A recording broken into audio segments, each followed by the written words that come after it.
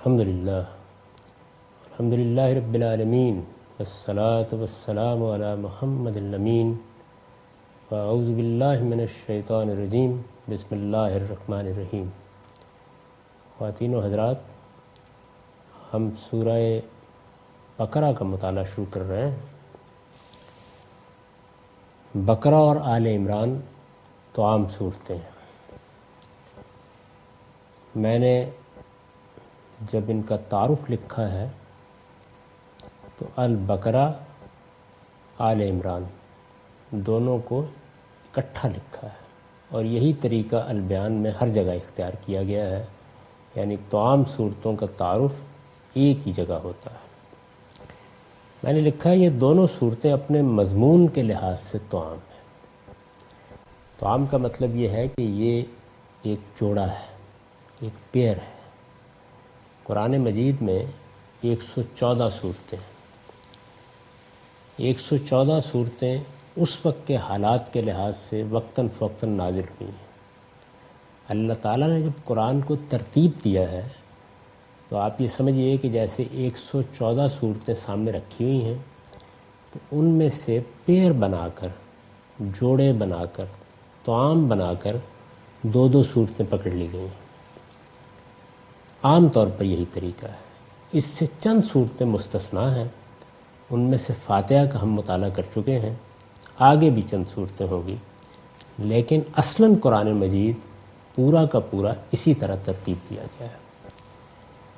یہ دونوں صورتیں اپنے مضمون کے لحاظ سے توام ہیں۔ مضمون کے لحاظ سے کا مطلب یہ ہے کہ صورتوں میں جو بات زیر بحث آئی ہے اصلاً ان کے توام ہونے کا باعث یہ بنی ہے، اور ہر جگہ ایسا ہی ہے، لیکن اس کا ظہور کئی صورتوں میں ہوتا ہے۔ یعنی ایسا بھی ہوگا کہ سورہ اپنی حیت کے لحاظ سے بھی بہت ملتی جلتی ہوگی، اور جب وہ حیت کے لحاظ سے بہت ملتی جلتی ہے تو پھر ہر شخص محسوس کر لیتا ہے کہ یہ ایک جوڑا ہے، ایک پیئر ہے۔ اس کی نہایت نمایاں مثال سورہ فلق اور سورہ ناس ہے، یا سورہ ضحیٰ اور سورہ الم نشرح ہے۔ یعنی ایک عام شخص بھی یہ محسوس کرتا ہے کہ یہ اپنی حیت کے لحاظ سے بھی ایسے لگتا ہے کہ جیسے بالکل جڑواں بچے ہوتے ہیں، ایک جوڑے کی صورت میں۔ اب ظاہر ہے کہ جب میں یہ عرض کر رہا ہوں کہ یہ صورتیں توام ہیں، تو توام ہونے کا پہلو کیا ہے؟ پہلی سورہ میں یہود اور دوسری میں یہود کے ساتھ بالخصوص نصارہ پر اتمام حجت کے بعد بنی اسماعیل میں سے ایک نئی امت مسلمہ کی تاسیس کا اعلان کیا گیا ہے۔ اب یہ دیکھیے کیا چیز بیان کی گئی ہے۔ یعنی پہلی سورہ میں یہود اور دوسری میں یہود کے ساتھ نصارہ، جو چیز توام ہونے کا باعث ہو رہی ہے وہ یہ ہے، یعنی دونوں میں یہود پر اتمام حجت ہے، بلکہ اگر جامع تعبیر اختیار کر لیجئے تو اہل کتاب پر اتمام حجت ہے۔ ایک لحاظ سے دونوں کا مضمون ایک ہی ہے، لیکن یہ پہلو کہ یہود اور نصارہ یعنی دونوں اقوام ہیں نا، وہ مغضوب علیہم، ہم ان کا ذکر پڑھ چکے سورہ فاتحہ میں، یہ ضالین۔ قرآن مجید نے جگہ جگہ اس جانب اشارہ کیا ہے، یعنی اس کو بھی بیان کیا ہے آگے تفصیل کے ساتھ کہ جس کو وہ کہہ رہا ہے کہ ان پر غضب ہوا وہ کیا چیز تھی اور کیسے ہوا، اور نصارہ کی گمراہی کو بھی جگہ جگہ واضح کیا ہے۔ یہ حقیقت ہے کہ یہود کے ہاں اس نوعیت کی گمراہی پیدا نہیں ہوئی، نصارہ کے ہاں ایک بالکل نیا دین وجود میں آ گیا، یعنی علم کلام، فلسفہ، یہ ہماری امت پر بھی اثر انداز ہوا ہے۔ ہمارے ہاں بہت سے لوگ ہیں جو یہ خیال کرتے ہیں کہ اصل حجت ٹریڈیشن ہے، روایت ہے، قرآن مجید کو بھی اسی کی روشنی میں دیکھنا چاہیے۔ ظاہر ہے کہ ہر قوم کو اپنی روایت یا اپنی ٹریڈیشن کے ساتھ ایک غیر معمولی تعلق ہوتا ہے۔ یہ تعلق اتنا گہرا ہو جاتا ہے کہ ہم قرآن میں یہ پڑھتے ہیں کہ جب انبیاء علیہم السلام نے اپنی دعوت پیش کی تو لوگوں نے یہ کہا کہ ہم نے تو اپنے آباء کو اسی راستے پر پایا ہے۔ اتنا غیر معمولی اور پختہ تعلق روایت کے ساتھ ہوتا ہے۔ ہمارے ہاں جو دین کی روایت ہے اس میں بھی اگر آپ اس کا غیر جانبدارانہ مطالعہ کریں، تحقیقی مطالعہ کریں، تو یہ حقیقت واضح ہوتی ہے کہ تصوف، فلسفہ جو ہمارے ہاں علم کلام کی صورت اختیار کر گیا، فقہ، یہ سب چیزیں اس پر اثر انداز ہوئیں۔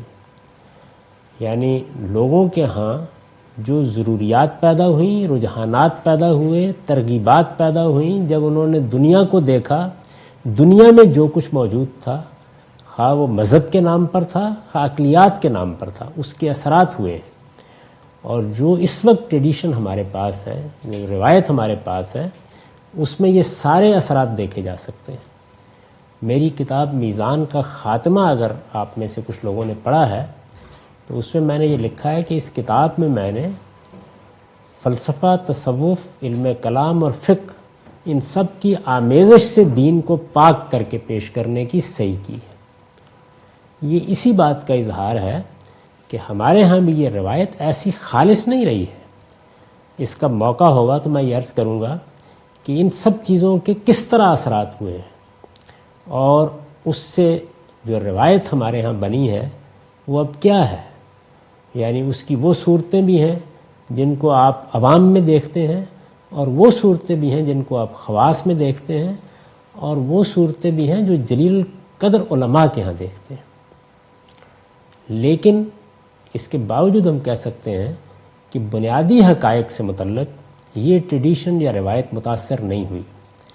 مثلا ایسا نہیں ہے کہ ہمارے ہاں پوری کی پوری روایت میں شرک کو اختیار کر لیا گیا ہو، ایسا نہیں ہے، یا قیامت کے بارے میں کوئی فلسفیانہ نقطہ نظر غلبہ حاصل کر گیا ہو، یا عمل صالح اور ایمان کی بنیاد پر جواب دہی سے متعلق کوئی اور تعبیر رائج ہو گئی ہو۔ یہ دین کی بنیادی حقیقتیں ہیں۔ نصارہ کے ہاں یہ تینوں بنیادی حقائق متاثر ہوئے ہیں، اس وجہ سے ان کو ضلالت، گمراہی اور بدعت کے ایک نمونے کے طور پر قرآن پیش کر۔ دونوں صورتیں اپنے مضمون کے لحاظ سے توام ہیں۔ پہلی سورہ میں یہود اور دوسری میں یہود کے ساتھ بالخصوص نصارہ پر اتمام حجت کے بعد، یعنی جب رسول اللہ صلی اللہ علیہ وسلم مدینہ تشریف لائے ہیں تو پھر یہ دوسرا دور شروع ہوا ہے۔ پہلے دور میں مشرکین عرب پر اللہ کی حجت تمام کی گئی ہے۔ اس وقت بھی یہود و نصارہ کچھ پیچھے رہ کر سوالات القاء کرتے رہے ہیں، اور اس لحاظ سے مخاطب بھی ہوئے ہیں بعض مکیات میں، لیکن اصلاً ان سے خطاب مدینہ میں آ کر ہی ہوا ہے۔ دوسری چیز کیا ہے؟ اتمام حجت کے بعد بنی اسماعیل میں سے ایک نئی امت مسلمہ کی تاسیس کا اعلان کیا گیا ہے۔ اولین مخاطب بنی اسماعیل ہوئے ہیں، امت مسلمہ انہی میں سے وجود میں لائی گئی ہے، انہی کو ذریت ابراہیم کی ایک شاخ کی حیثیت سے یہ ذمہ داری دی گئی ہے۔ پھر جس طرح بنی اسرائیل کے بارے میں بائبل ہمیں بتاتی ہے کہ جو لوگ بنی اسرائیل کی دعوت قبول کر کے ان کے ساتھ شامل ہوئے، بائبل سے معلوم ہوتا ہے کہ مصر میں بھی بہت سے لوگ ان کے ساتھ شامل ہو گئے تھے۔ قرینِ قیاس یہ ہے کہ سامری انہی میں سے تھا۔ ان لوگوں کے بارے میں تورات یہ کہتی ہے کہ وہ اسی قانون کے پابند ہوں گے، اور ان پر بھی اسی ضابطے کا اطلاق ہوگا جو تورات میں بیان ہوا ہے۔ ہم سب لوگوں کی حیثیت بھی یہی ہے، یعنی بنی اسماعیل کے توابع کی حیثیت سے، تابعین کی حیثیت سے ہم اس دعوت کے حامل بنائے گئے ہیں، اور اس لحاظ سے امت مسلمہ کہلاتے ہیں، لیکن اصلاً امت مسلمہ بنی اسماعیلی کا نام ہے۔ ان میں یعنی ان صورتوں میں خطاب اگرچہ ضمناً نبی صلی اللہ علیہ وسلم سے بھی ہوا ہے اور مشرکین عرب سے بھی،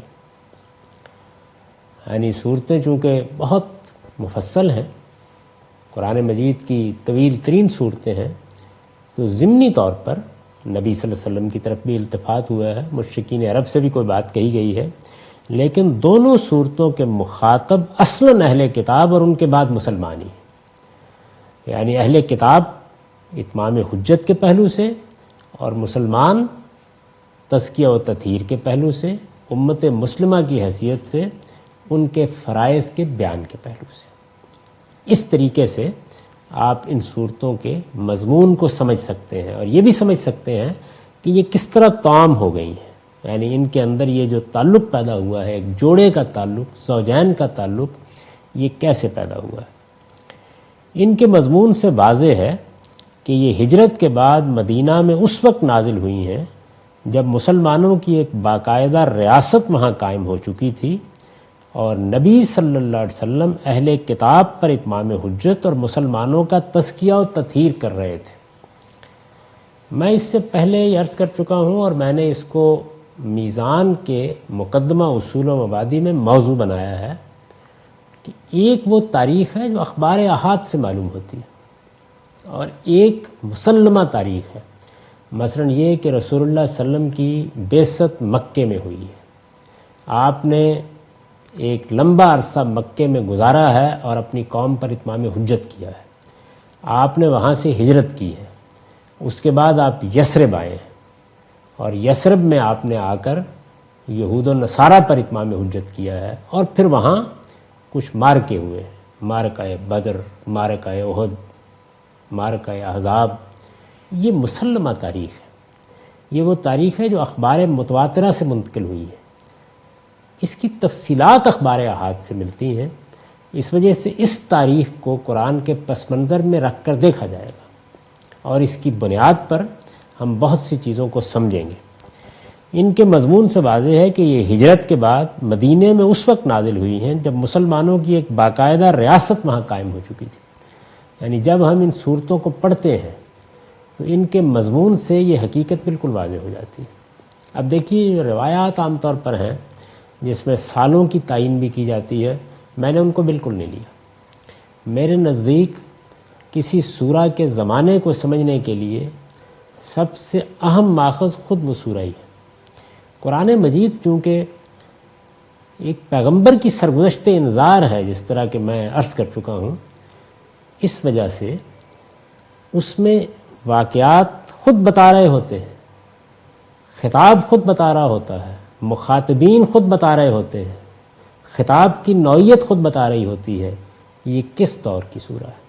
اب اس بحث کو میں تاریخ کی بحث کے طور پر الگ چھوڑ دیتا ہوں۔ میرے نزدیک یہ قرآن میں یا قرآن کی تفسیر میں کرنے کی ضرورت نہیں ہے کہ آپ یہ متعین کریں کہ 2 ہجری میں یا 4 ہجری میں یا 5 ہجری میں۔ اصل چیز یہ ہے کہ وہ مرحلہ کون سا ہے دعوت کا جس میں سورہ نازل ہوئی ہے۔ تو یہاں میں نے 2 چیزوں کی طرف اشارہ کیا ہے، ایک اس چیز کی طرف کہ یہ ہجرت کے بعد مدینے میں اس وقت نازل ہوئی ہیں جب مسلمانوں کی ایک باقاعدہ ریاست وہاں قائم ہو چکی تھی، یہ بات صورتوں سے واضح ہو جاتی ہے، اور دوسرے یہ کہ نبی صلی اللہ علیہ وسلم اس وقت اہل کتاب پر اتمام حجت بھی کر رہے تھے اور مسلمانوں کا تزکیہ و تطہیر بھی کر رہے تھے۔ سورہ کو تدبر کے ساتھ پڑھیے، اور میں بہت سے لوگوں کو یہ مشورہ دیتا ہوں کہ البیان کو پڑھنے کا طریقہ یہ ہے کہ پہلے آپ پوری سورہ صرف رواں ترجمے کے طور پر پڑھ لیجیے، اس سے آپ پر واضح ہوگا کہ قرآن کیا ہے اور وہ کس حسن ترتیب کے ساتھ اپنا مدعا بیان کرتا ہے۔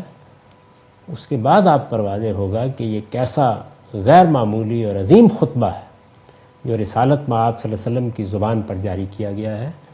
یہ اگر آپ اس کو فکروں میں تقسیم کر کے، پیروں میں تقسیم کر کے جستہ جستہ پڑھیں گے تو واضح نہیں ہوگا۔ کوشش کرنی چاہیے کسی ایک نشست میں آپ پوری کی پوری سورہ صرف ترجمہ، رواں ترجمہ پڑھتے چلے جائیے۔ ترجمے میں مدعا کے بیان کے لیے اس کی بڑی اہمیت ہوتی ہے کہ جو ضمائر استعمال ہو رہے ہیں یا ایسے الفاظ استعمال ہو رہے ہیں جو اشارہ کرتے ہیں، ان کا صحیح موقع واضح ہو۔ چنانچہ ہر جگہ آپ یہ دیکھیں کہ میں نے اس پر، اس پر، ان پر، ان پر، انوں پر، انوں پر زیر زبر لگا دی ہے، اسی لیے تاکہ جب سادہ ترجمہ پڑھا جائے تو اس کا صحیح حسن منتقل ہو سکے اور موقع کلام کی دلالت بھی واضح ہو جائے۔ پہلی سورہ البقرہ کا موضوع اہل کتاب پر اتمام حجت، ان کی جگہ ایک نئی امت کی تاسیس اور اس کے فرائض کا بیان ہے۔ یہ موضوع ہے اس سورہ کا، یعنی اللہ کی حجت تمام کر دی جائے، ایک نئی امت کی تاسیس کا اعلان ہو، اور پھر یہ بتایا جائے کہ اس امت کے کیا فرائض ہیں۔ دوسری سورہ آل عمران کا موضوع اہل کتاب بالخصوص نصارہ پر اتمام حجت، ان کی جگہ ایک نئی امت کی تاسیس اور اس کا تزکیہ و تطہیر ہے۔ یہ دیکھیے یہ فرق ہے جو دونوں صورتوں کے مضمون میں، بڑا لطیف فرق ہے۔ وہاں فرائض کے بیان کا پہلو ہے اور یہاں تزکیہ و تطہیر کا پہلو غلبہ حاصل کر گیا ہے، خاص طور پر اس حصے میں آل عمران کے جہاں جنگ کے بعد کے واقعات پر تبصرہ کیا گیا ہے۔ اس میں قرآن مجید نے خود اس بات کو کئی لفظوں سے ادا کیا ہے، اور اس میں خاص طور پر تمہیز کا لفظ قرآن مجید نے اختیار کیا ہے۔ جب آپ سورہ کو پڑھیں گے تو یہ بات واضح ہو جائے گی۔ یہ ان دونوں صورتوں کا تعارف ہے۔ اس کے بعد اب ہم سورہ شروع کرتے ہیں۔ بسم اللہ الرحمن الرحیم۔ الف لام میم ذالک الکتاب لا ریب فیہ۔ اللہ کے نام سے جو سراسر رحمت ہے، جس کی شفقت ابدی ہے۔ یہ سورہ الف لام میم ہے، یہ کتاب الہی ہے، اس میں کوئی شبہ نہیں۔ یہ ترجمہ میں نے کیا ہے۔ یہ سورہ الف لام میم ہے۔ اس پر البیان کا نوٹ ہے، اس جملے میں مبتدا عربیت کی روح سے محذوف ہے، یعنی اصل جملہ ہے ہذہ الف لام میم، یہ مبتدا ہذہ محذوف کر دیا ہے۔ اسے کھول دیجئے تو پوری بات اس طرح ہوگی، ہذہ الف لام میم، یہ الف لام میم ہے۔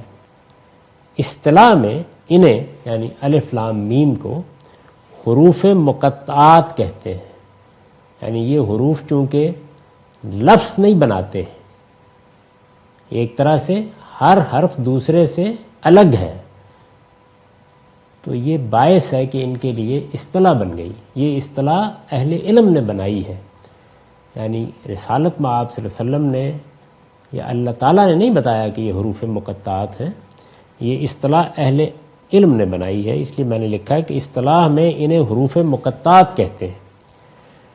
صورتوں کے شروع میں یہ حروف جس طرح آئے ہیں اور قرآن نے جگہ جگہ ذالکہ اور تلکہ کے ذریعے سے ان کی طرف جس طرح اشارہ کیا ہے، اس سے واضح ہے کہ یہ صورتوں کے نام۔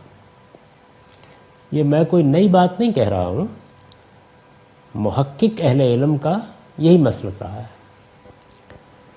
قرآن مجید نے اگر آپ دیکھیے تو جگہ جگہ ذالکہ اور تلکہ سے اشارہ کیا ہے۔ ذالکہ اور تلکہ سے اشارہ اسی وقت کیا جاتا ہے جب پہلے کسی چیز کا ذکر ہو چکا ہو۔ پھر یہ کہ یہ ہر جگہ صورتوں کی ابتدا میں آئے ہیں، ایسا نہیں کہ کبھی انتہا میں آ گئے ہوں یا درمیان میں آ گئے ہوں۔ تو یہ بالکل اسی طرح ہے جس طرح کہ کسی چیز کا نام آپ شروع میں لکھتے ہیں۔ یہ صورتوں کے نام ہیں۔ ان کے معنی کیا ہیں؟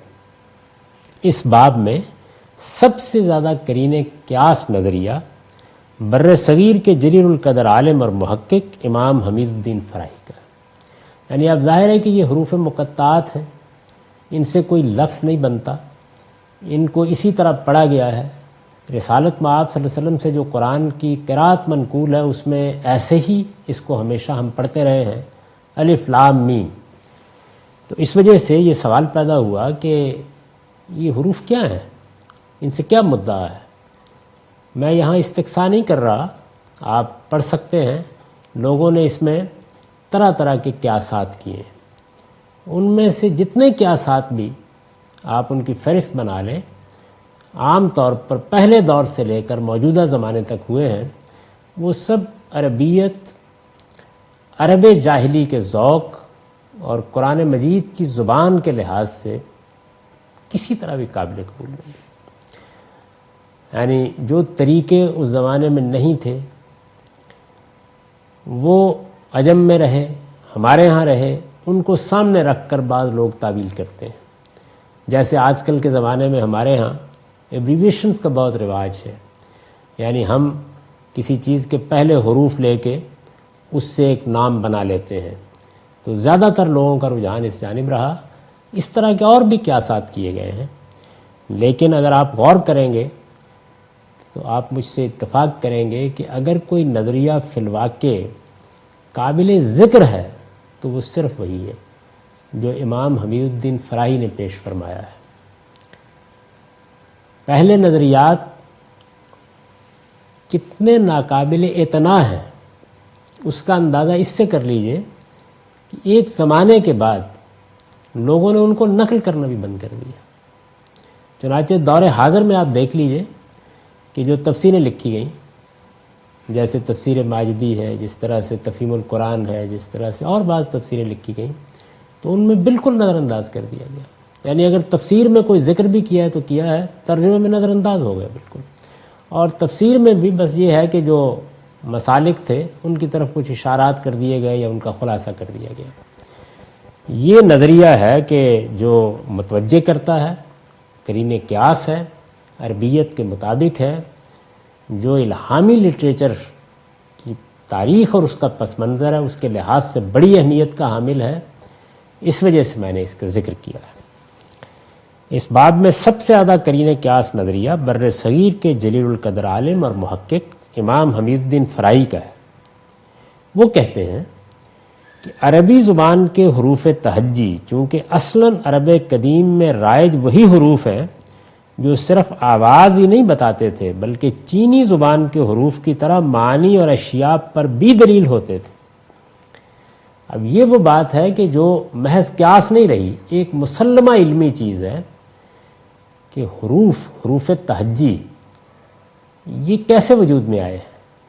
تو دنیا کی زبانوں کا مطالعہ کرنے کے بعد یہ معلوم ہوتا ہے کہ ابتدا میں یہ اشیاء کے نام تھے، یعنی انسان کے سامنے تو اشیاء تھی، ان اشیاء کی ایک تصویر بنتی تھی، انہی کے نام پر یہ نام رکھے گئے اور یہ ان اشیاء ہی کی صورت میں ایک تصویر بنا کر دکھا دیے جاتے تھے۔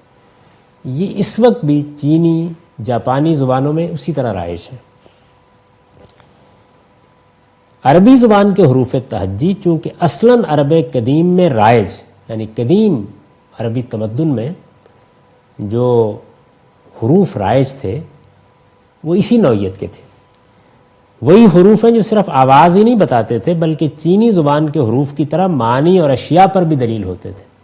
ابتدا میں حروف اسی طرح وجود میں آئے، یعنی حروف تہجی، الفابیٹس، اشیاء کے نام ان پر دلالت کرتے تھے۔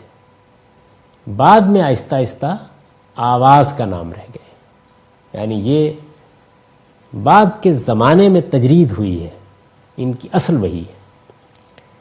اور جن معنی یا اشیاء پر دلیل ہوتے تھے انہی کی صورت پر لکھے بھی جاتے تھے، یعنی کسی چیز کے نام پر وہ چیز وجود میں آ گئی، اب اس کو لکھنا ہے تو وہی صورت بنا دی جائے گی۔ اس لیے قرآن کی صورتوں کے شروع میں بھی یہ اپنے انہی قدیم معنی کے لحاظ سے آئے ہیں۔ یہ امام حمید الدین فرائی نے رائے دی ہے، یعنی ان کا نظریہ یہ ہے کہ ان میں کیا ہے کہ صورتوں کے نام اللہ تعالیٰ نے رکھے ہیں، اور وہی عربوں کا ذوق ہے کہ قصیدے کا نام رکھ دیں گے، نہیں بھی رکھیں گے، رکھ دیں گے تو اس نام سے معروف ہو جائے گا، نہیں رکھیں گے تو بعض اوقات اس کے قافیے کے نام سے، بعض اوقات کوئی خاص اسم اس میں آ گیا اس کے نام سے، وہ معروف ہو جائے گا۔ دونوں طریقے قرآن مجید میں اختیار کیے گئے۔ اور جن معنی یا اشیاء پر دلیل ہوتے تھے انہی کی صورت پر لکھے بھی جاتے تھے، اس لیے قرآن کی صورتوں کے شروع میں بھی یہ اپنے انہی قدیم معنی کے لحاظ سے آئے ہیں، یعنی ان کے پرانے جو معنی تھے ان کے لحاظ سے صورتوں کے نام رکھ دیے گئے ہیں۔ وہ معنی ہیں جن کو سامنے رکھ کر پوری سورہ میں جو اہم چیزیں تھیں ان کو نام میں نمایاں کر دیا گیا ہے۔ اس کی نہایت واضح مثال سورہ نون ہے، سورہ قلم جس کا ایک نام سورہ نون بھی ہے۔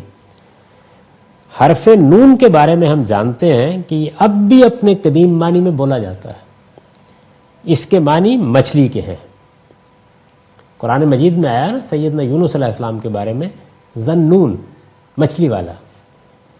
اور جس سورہ کو یہ نام دیا گیا ہے اس کے بارے میں معلوم ہے کہ اس میں سیدنا یونس علیہ السلام کا ذکر صاحب الحوت یعنی مچھلی والے کے نام سے ہوا ہے۔ تو یہ ایک واضح مثال ہے، اس کی روشنی میں آپ سمجھ سکتے ہیں کہ باقی صورتوں میں بھی غالباً یہی ہوا ہے۔ واللہ عالم بالصواب۔ اس کی وجہ یہ ہے کہ جب تک ہم ان تمام صورتوں میں وہ مناسبت تلاش نہ کر لیں اس وقت تک ہم حتمی طور پر یہ بات نہیں کہہ سکتے۔ میں نے جو بات کہی ہے وہ یہ کہ سب سے زیادہ قرین قیاس نظریہ یہ ہے، یہ عربیت کے ذوق کے مطابق ہے، یہ ایک مانے ہوئے علم پر مبنی ہے، اس میں کوئی قیاس آرائی نہیں کی گئی، بلکہ ایک واقعی حقیقت جو زبان کے بارے میں موجود ہے جس سے کوئی بھی شخص اختلاف نہیں کرتا، اس پر اس نظریے کی بنیاد رکھی گئی ہے۔ اور سورہ نون اس کی نہایت واضح مثال ہے۔ عبرانی زبان کے حروف سے متعلق آپ کوئی انسائکلوپیڈیا نکال لیجئے اور اس کو پڑھیے تو آپ کو تمام حروف کے معنی مل جائیں گے، لیکن چونکہ زبان عہد بہد بہت سے مراحل سے گزری ہے، اس وجہ سے اس میں بھی کچھ تغیرات ہوئے ہیں، اور آج ان مناسبتوں کو تلاش کرنا آسان نہیں ہے۔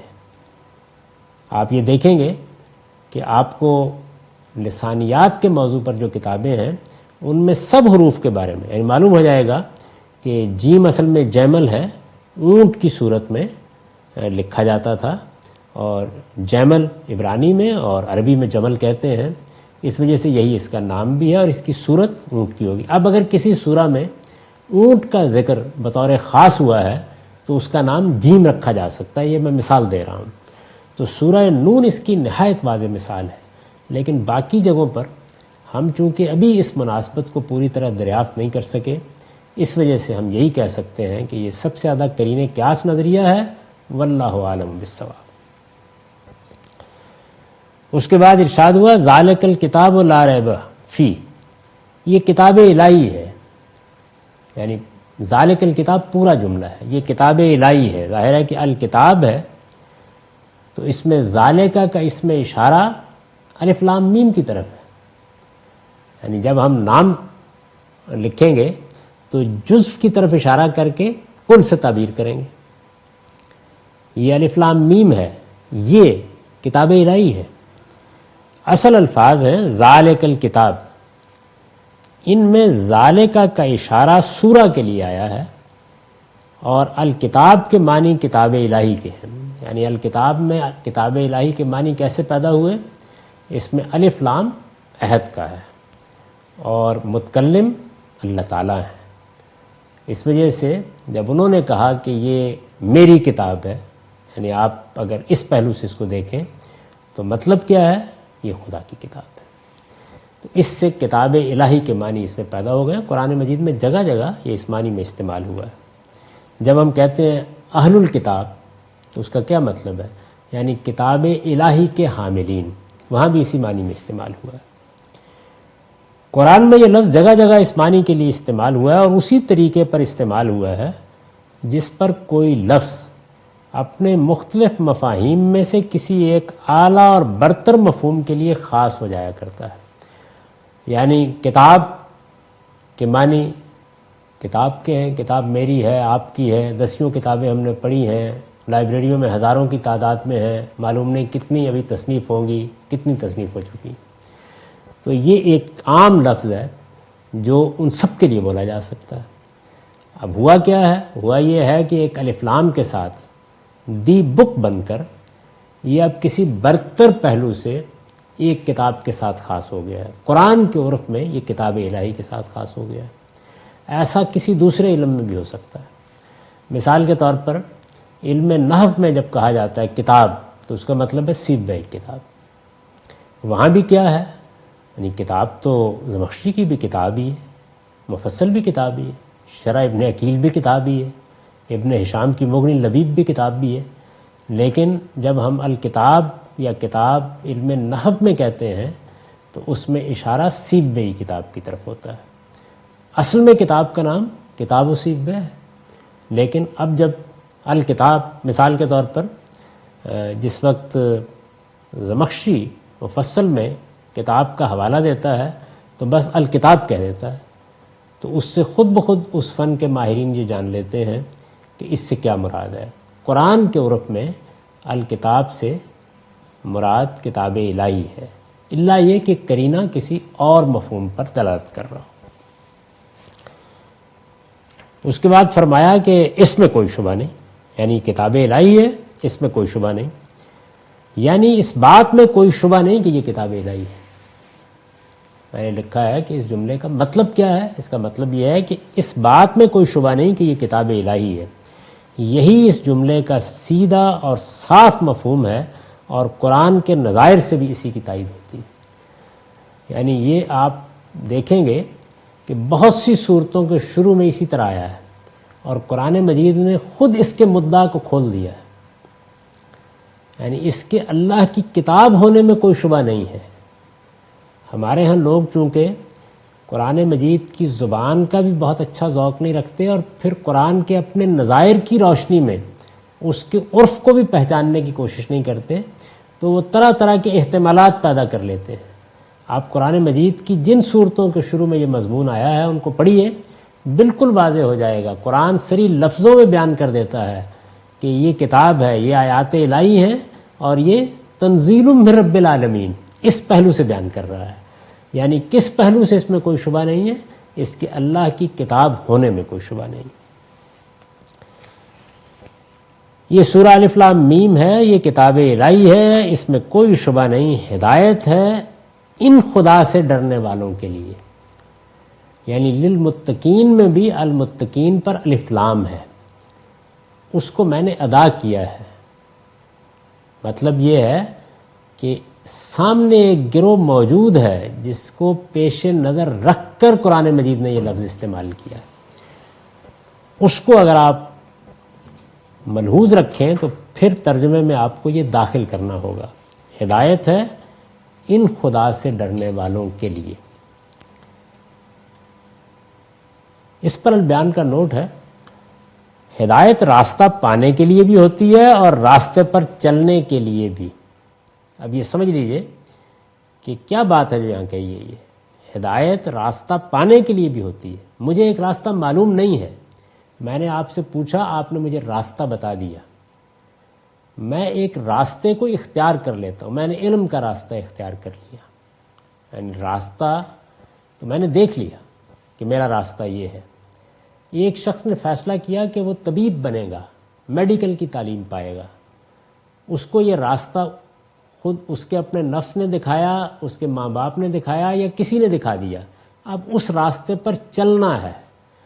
تو ہدایت کا لفظ قرآن مجید میں دونوں پہلوؤں سے استعمال ہوتا ہے، راستہ دکھانے کے لیے بھی اور راستے پر چلنے کے لیے جو رہنمائی چاہیے اس کے لیے بھی۔ الہامی صحائف اصلاً اسی دوسری ہدایت کے لیے نازل ہوئے، یعنی یہ بات کہ اللہ تعالیٰ ایک ہے، یہ بات کہ ہمیں ایمان اور عمل صالح کی بنیاد پر ان کے سامنے جواب دہ ہونا ہے، یہ راستہ تو انسان کو ابتدا سے دکھا دیا گیا ہے۔ الہامی صحائف، کتابیں کس لیے نازل ہوئی ہیں؟ یہ اس راستے پر، یعنی یہ راستہ جو اسے ابتدا سے دکھا دیا گیا ہے، جس کی ہدایت اس کی فطرت میں الہام کر دی گئی ہے، جس کو انبیاء علیہم السلام ہمیشہ بتاتے آئے ہیں، جو خود حضرت آدم نے اپنی اولاد کو بتا دیا تھا، وہ تو معروف چیز ہے۔ اس راستے کی ہدایت کے لیے الہامی صحائف نہیں آئے، یہ اس راستے پر چلنے کے لیے رہنمائی دینے کے لیے آئے۔ الہامی صحائف اصلاً اسی دوسری ہدایت کے لیے نازل ہوئے ہیں۔ قرآن نے بھی یہاں اور بعض دوسرے مقامات پر اپنے آپ کو اسی لحاظ سے ہدایت قرار دیا ہے۔ یہ ایک بڑی بنیادی بات ہے، اس کو سمجھ لیجئے۔ اس ہدایت سے بہرہ مند ہونے والوں کی جو خصوصیات ان آیتوں میں بیان ہوئی ہیں، یعنی آگے جو خصوصیات بیان ہوئی ہیں، جب آپ ان کو دیکھیں گے تو اس میں کیا کیا ہے، وہ اگر غور کیجئے تو ٹھیک ان خصوصیات کی نقیض ہیں جو یہود میں من حاصل قوم پائی جاتی تھی۔ یعنی سورہ میں چونکہ یہود پر اتمام حجت کیا گیا ہے، تو جو خصوصیات یہود میں پیدا ہو گئیں اور ان کے مغضوب علیہم ہونے کا باعث بنی، ان کے نقیض خصوصیات کو اس جماعت میں جو سامنے موجود ہے قرآن نے واضح کیا ہے۔ قرآن نے اسی سورہ میں آگے ان کی یہ خصوصیات بڑی تفصیل کے ساتھ بیان کی ہیں۔ جب ہم سورہ بقرہ کو پڑھیں گے آگے تو زیر بحث وہی یہود کی خصوصیات ہیں۔ اس نے بتایا ہے کہ خدا سے ڈرنے کے بجائے وہ اس کے مقابلے میں سرکش ہوئے، انہوں نے خدا پر ایمان لانے کے لیے اسے آنکھوں سے دیکھنے کا مطالبہ کیا، یعنی بن دیکھے ماننے کے لیے تیار نہیں ہوئے۔ وہ نماز سے غافل ہو گئے، اضاعوا الصلاۃ، اور خدا کی راہ میں انفاق کے بجائے لوگوں کو بخل کی ترغیب دینے لگے۔ انہوں نے محض اپنے تعصبات کی بنا پر خدا کے پیغمبروں کا انکار کیا، اور آخرت ان کے لیے ایک رسمی عقیدہ بن کر رہ گئی۔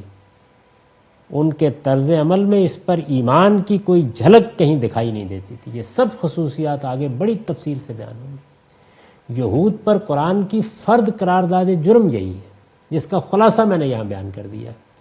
یہ خصوصیات ہیں جن کے نقیض خصوصیات کو نمایاں کیا گیا ہے کہ یہ قرآن نازل ہوا، یہ اس راستے پر چلنے کی ہدایت دینے کے لیے آیا ہے جو انبیاء علیہم السلام بتا چکے ہیں، اور پھر جن لوگوں نے اس کو قبول کیا ہے ان کی خصوصیات کیا ہیں۔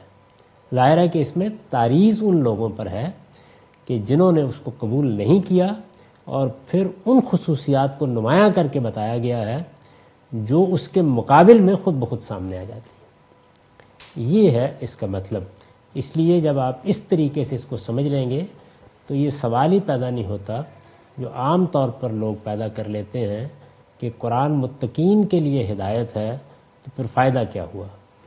قرآن مجید اور الہامی صحائف اصلاً جس وقت انسان اپنی فطرت کی رہنمائی میں اس چیز کو قبول کر لیتا ہے کہ وہ خدا کا بندہ بن کر رہے گا، تو اسے یہ بتانے کے لیے نازل ہوئے ہیں کہ خدا کا بندہ بن کر کیسے رہنا ہے، خدا کی راہ پر چلنے کا کیا طریقہ ہے، خدا کی سیدھی راہ کون سی ہے۔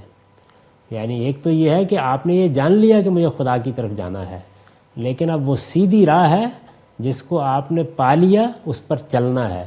اسی کی طرف میں نے اشارہ کیا تھا کہ اہدنا الصراط المستقیم میں بھی الہ حذف کر دیا ہے تاکہ وہ پہلی چیز نمایاں نہ ہو، یہ دوسری چیز ہے جس کو قرآن مجید آپ کو بتانے کے لیے آیا ہے۔ اب اس حصے کا سادہ ترجمہ سن لیجئے۔ اللہ تعالیٰ کا ارشاد ہے، یہ سورہ الف لام میم ہے، یہ کتاب الہی ہے، اس میں کوئی شبہ نہیں، ہدایت ہے ان خدا سے ڈرنے والوں کے لیے۔ اقول قولی ھذا واستغفر اللہ لی ولکم ولسائر الحمد للہ رب العالمین والصلاة والسلام علی محمد الامین۔ فاعوذ باللہ من الشیطان الرجیم، بسم اللہ الرحمن الرحیم۔ خواتین و حضرات، ہم سورہ بقرہ کا مطالعہ کر رہے ہیں۔ سورہ کی ابتدا ایک تمہید سے ہوئی ہے، اس کے بعد اس سورہ میں 4 فصول ہیں اور پھر خاتمہ ہے۔ یہ چونکہ بہت طویل سورہ ہے اس لیے اس کو فصول میں تقسیم کر دیا گیا ہے۔ تمہید میں بات یہاں سے اٹھائی ہے کہ یہ اللہ کی کتاب ہے، اس کے اللہ کی کتاب ہونے میں کوئی شبہ نہیں ہے، یہ ان لوگوں کے لیے ہدایت ہے جو خدا سے ڈرنے والے ہیں، اور اس کے ساتھ پھر وہ خصوصیات نمایاں کر دی ہیں جو اس وقت اس کتاب سے ہدایت پانے والوں میں ہر دیکھنے والے کو نظر آ رہی تھی۔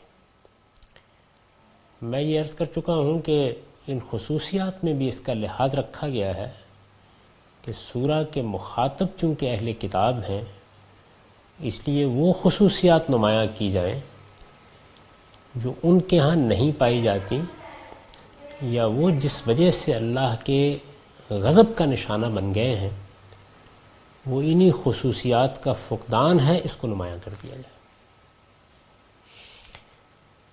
چنانچہ پہلی چیز تو یہی بیان ہوئی کہ یہ لوگ جو اب اس ہدایت سے بہرمند ہوئے ہیں، یہ خدا سے ڈرنے والے ہیں۔ خدا سے ڈرنے والے ہیں یعنی مطلب یہ ہے کہ دنیا میں آ کر بے خوف نہیں ہو گئے، انہیں اس کا احساس ہے کہ ان کا ایک پروردگار ہے اور ایک دن اس کے سامنے انہیں جواب دہ ہونا ہے۔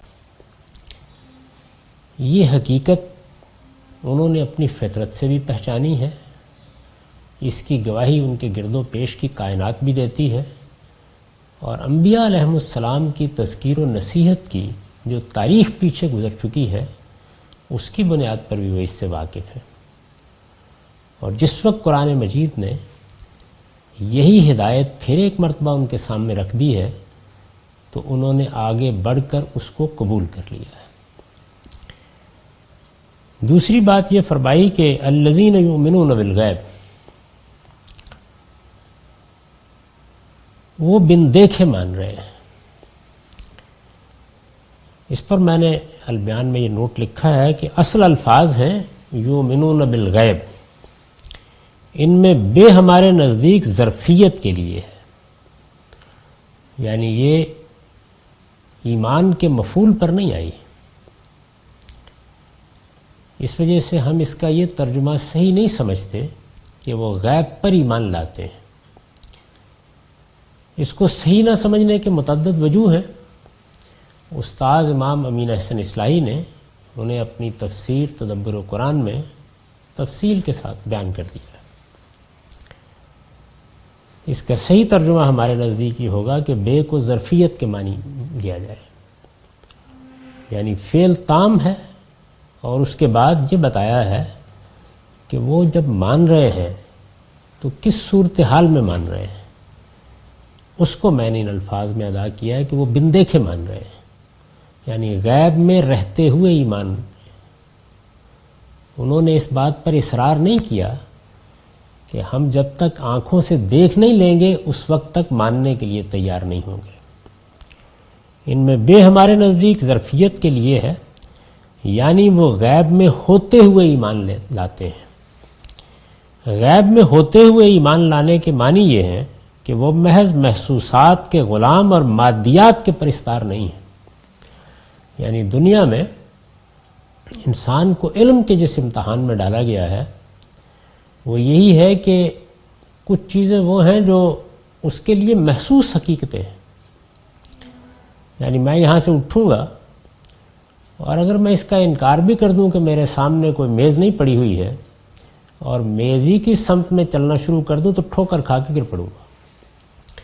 اس وجہ سے میں عمل کی دنیا میں جو کچھ بھی فلسفے بگھارتا رہوں اس حقیقت کا انکار نہیں کر سکتا۔ مادی چیزیں انسان کے لیے کسی استدلال کا تقاضا نہیں کرتی، وہ زیادہ تر اس کے مشاہدے میں آ رہی ہوتی ہیں، تجربے میں آ رہی ہوتی ہیں۔ اس وجہ سے اگر کسی کو یؤمنون بالشہود کی دعوت دی جائے تو کچھ بہت رد و قد نہیں ہوتا، آدمی مان لیتا ہے۔ یہ جو محسوسات کی غلامی ہے اور مادیات کی پرستش ہے، اس سے اوپر اٹھ کر انسان ان حقائق کا سراغ لگائے جن حقائق تک اس کی عقل اس کو پہنچاتی ہے، جن کی طرف اس کی فطرت رہنمائی کرتی ہے، تو وہ انسانیت کے حقیقی شرف کو پانے میں کامیاب ہوتا ہے۔ میں اس کی تھوڑی سی تفصیل کرنا چاہوں گا۔ انسان کا علم کیا ہے؟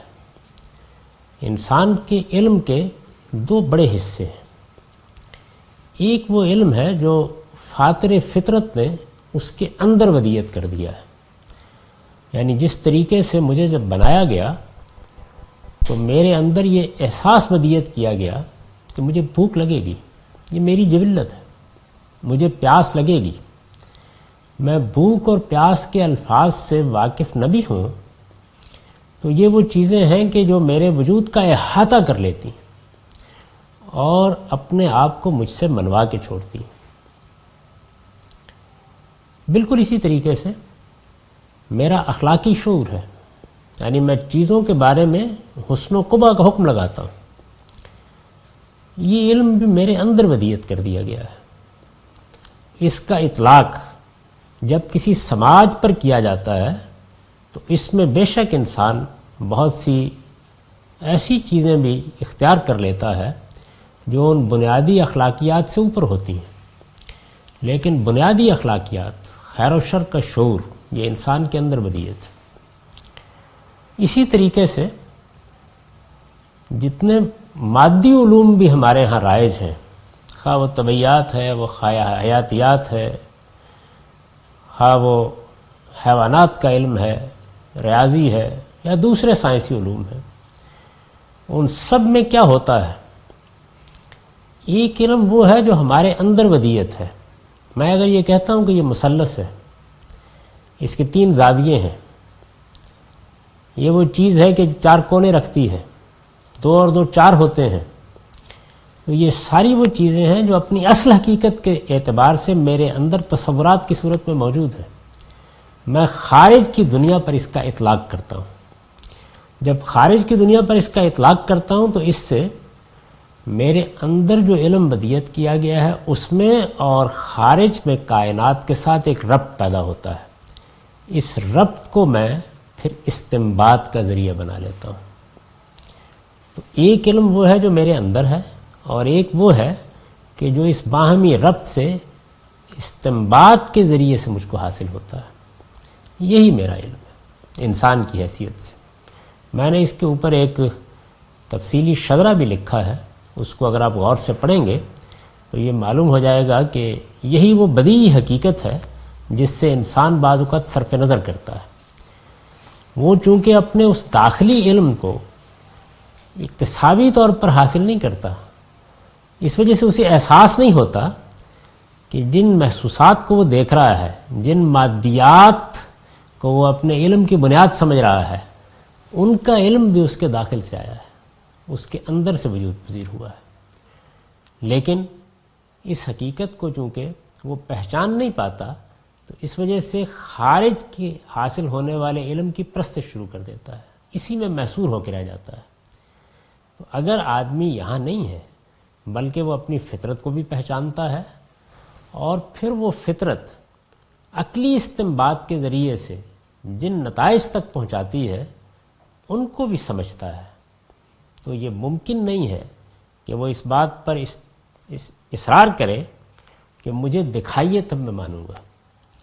سائنس میں، سماجیات میں، عمرانیات میں، تاریخ میں، کسی میں بھی اگر آپ یہ اصرار کریں کہ جو کچھ تجربے میں آئے گا، جس کا مشاہدہ کریں گے، صرف اسی کو تسلیم کریں گے، تو آپ در حقیقت علم کے ایک بہت بڑے حصے کا انکار کر دیں گے، بلکہ شاید 90% علم سے محروم ہو جائیں گے. یہ تو صرف 10% علم ہے کہ جو تجربے اور مشاہدے پر فی الواقع مبنی ہے، ورنہ ہمارا علم یا تو ان بداہتوں پر مبنی ہے جو ہمارے اندر ودیت ہے، یا پھر اعلیٰ ترین علم ہمیں عقلی استنباط کے ذریعے سے حاصل ہوتا ہے.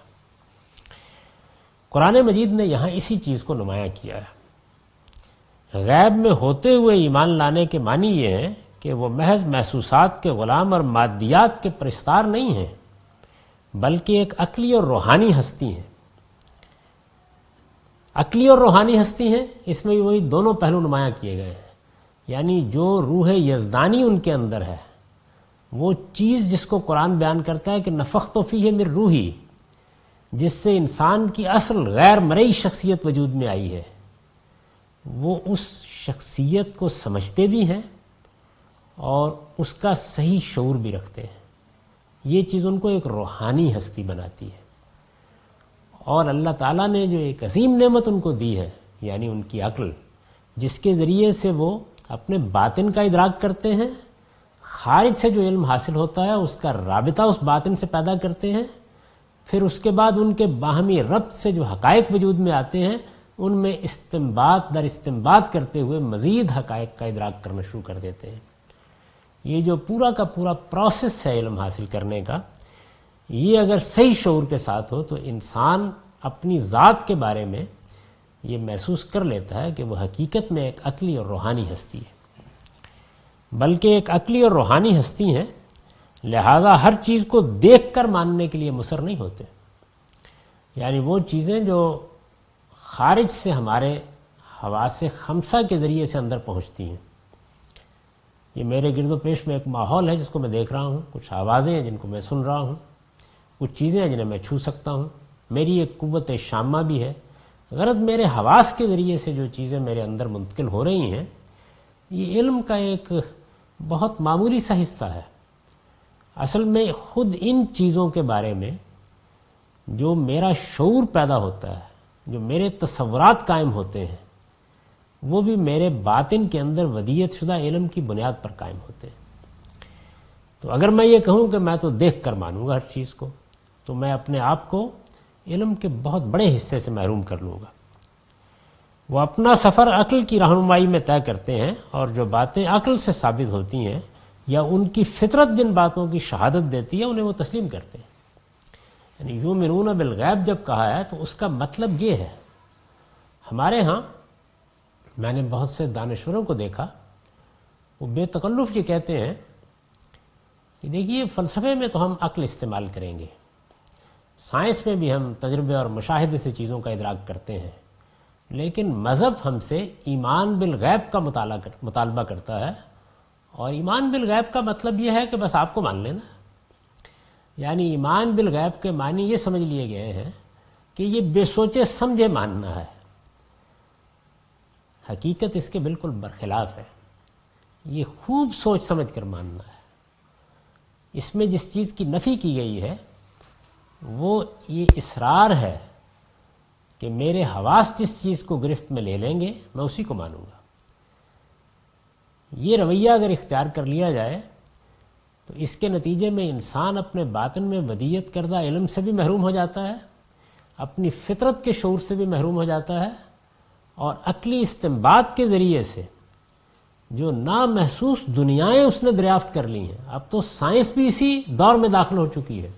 وہ زمانہ گیا جب کہ یہ کہا جاتا تھا کہ یؤمنون بالشہود کا دور ہے، یؤمنون بالتجربہ کا دور ہے، وہ زمانہ عرصہ ہوا بیت گیا۔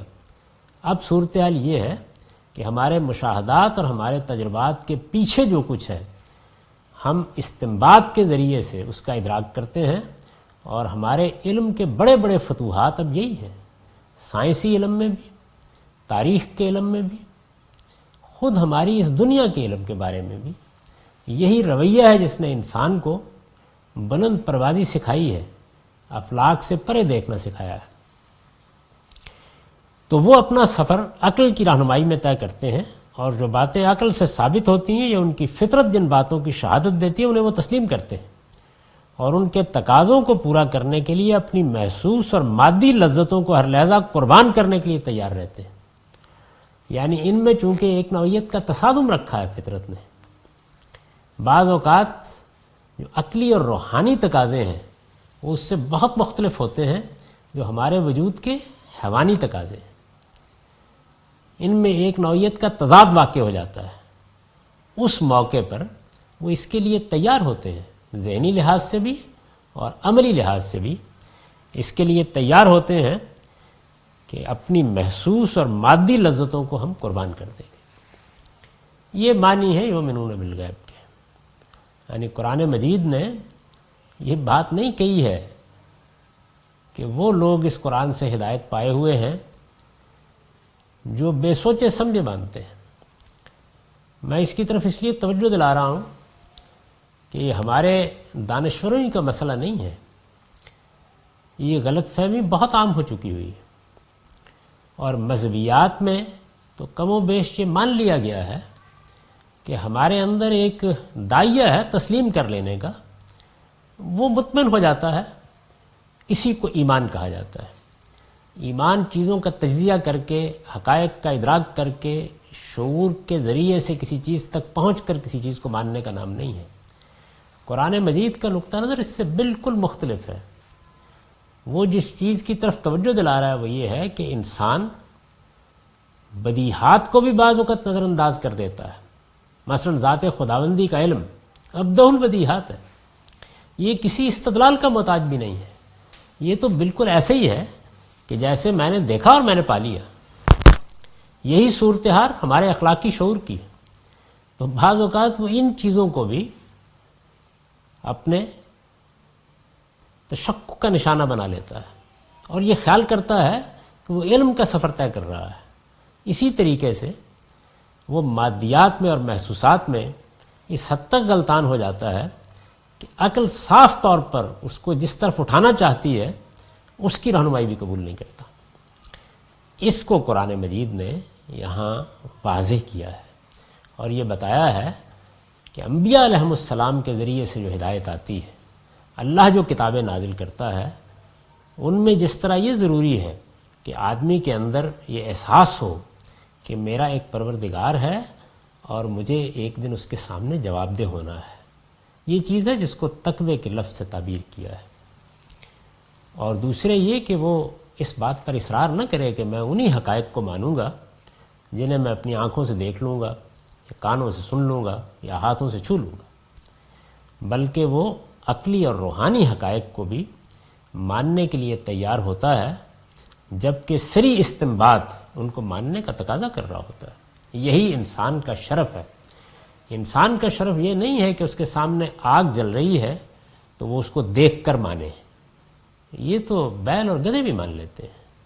انسان کا شرف یہ ہے کہ کسی دیوار کے پیچھے سے اٹھتا ہوا دھواں دیکھ کر بھی آگ تک پہنچ جائے۔ یہ جو استنباطی علم ہے یہی در حقیقت حقیقی علم ہے، یعنی کائنات کے بڑے حقائق اسی سے واضح ہوتے ہیں۔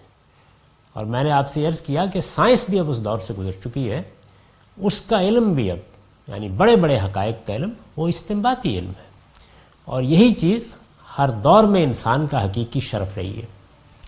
قرآن مجید کہتا ہے کہ وہ جن حقائق کو منوانا چاہتا ہے ان کے لیے بھی اسی چیز کی ضرورت ہے، یعنی انسان محسوسات و مادیات سے اوپر اٹھے اور جو حقائق ان کے اندر کار فرما ہے ان کو دریافت کرنے کی کوشش کرے، وہ ان کی دلالتوں کو محسوس کرے، ان کے قرائن کو محسوس کرے، عقل بدیہی طور پر جن نتائج تک پہنچا رہی ہے ان نتائج کو قبول کرنے کے لیے تیار ہو۔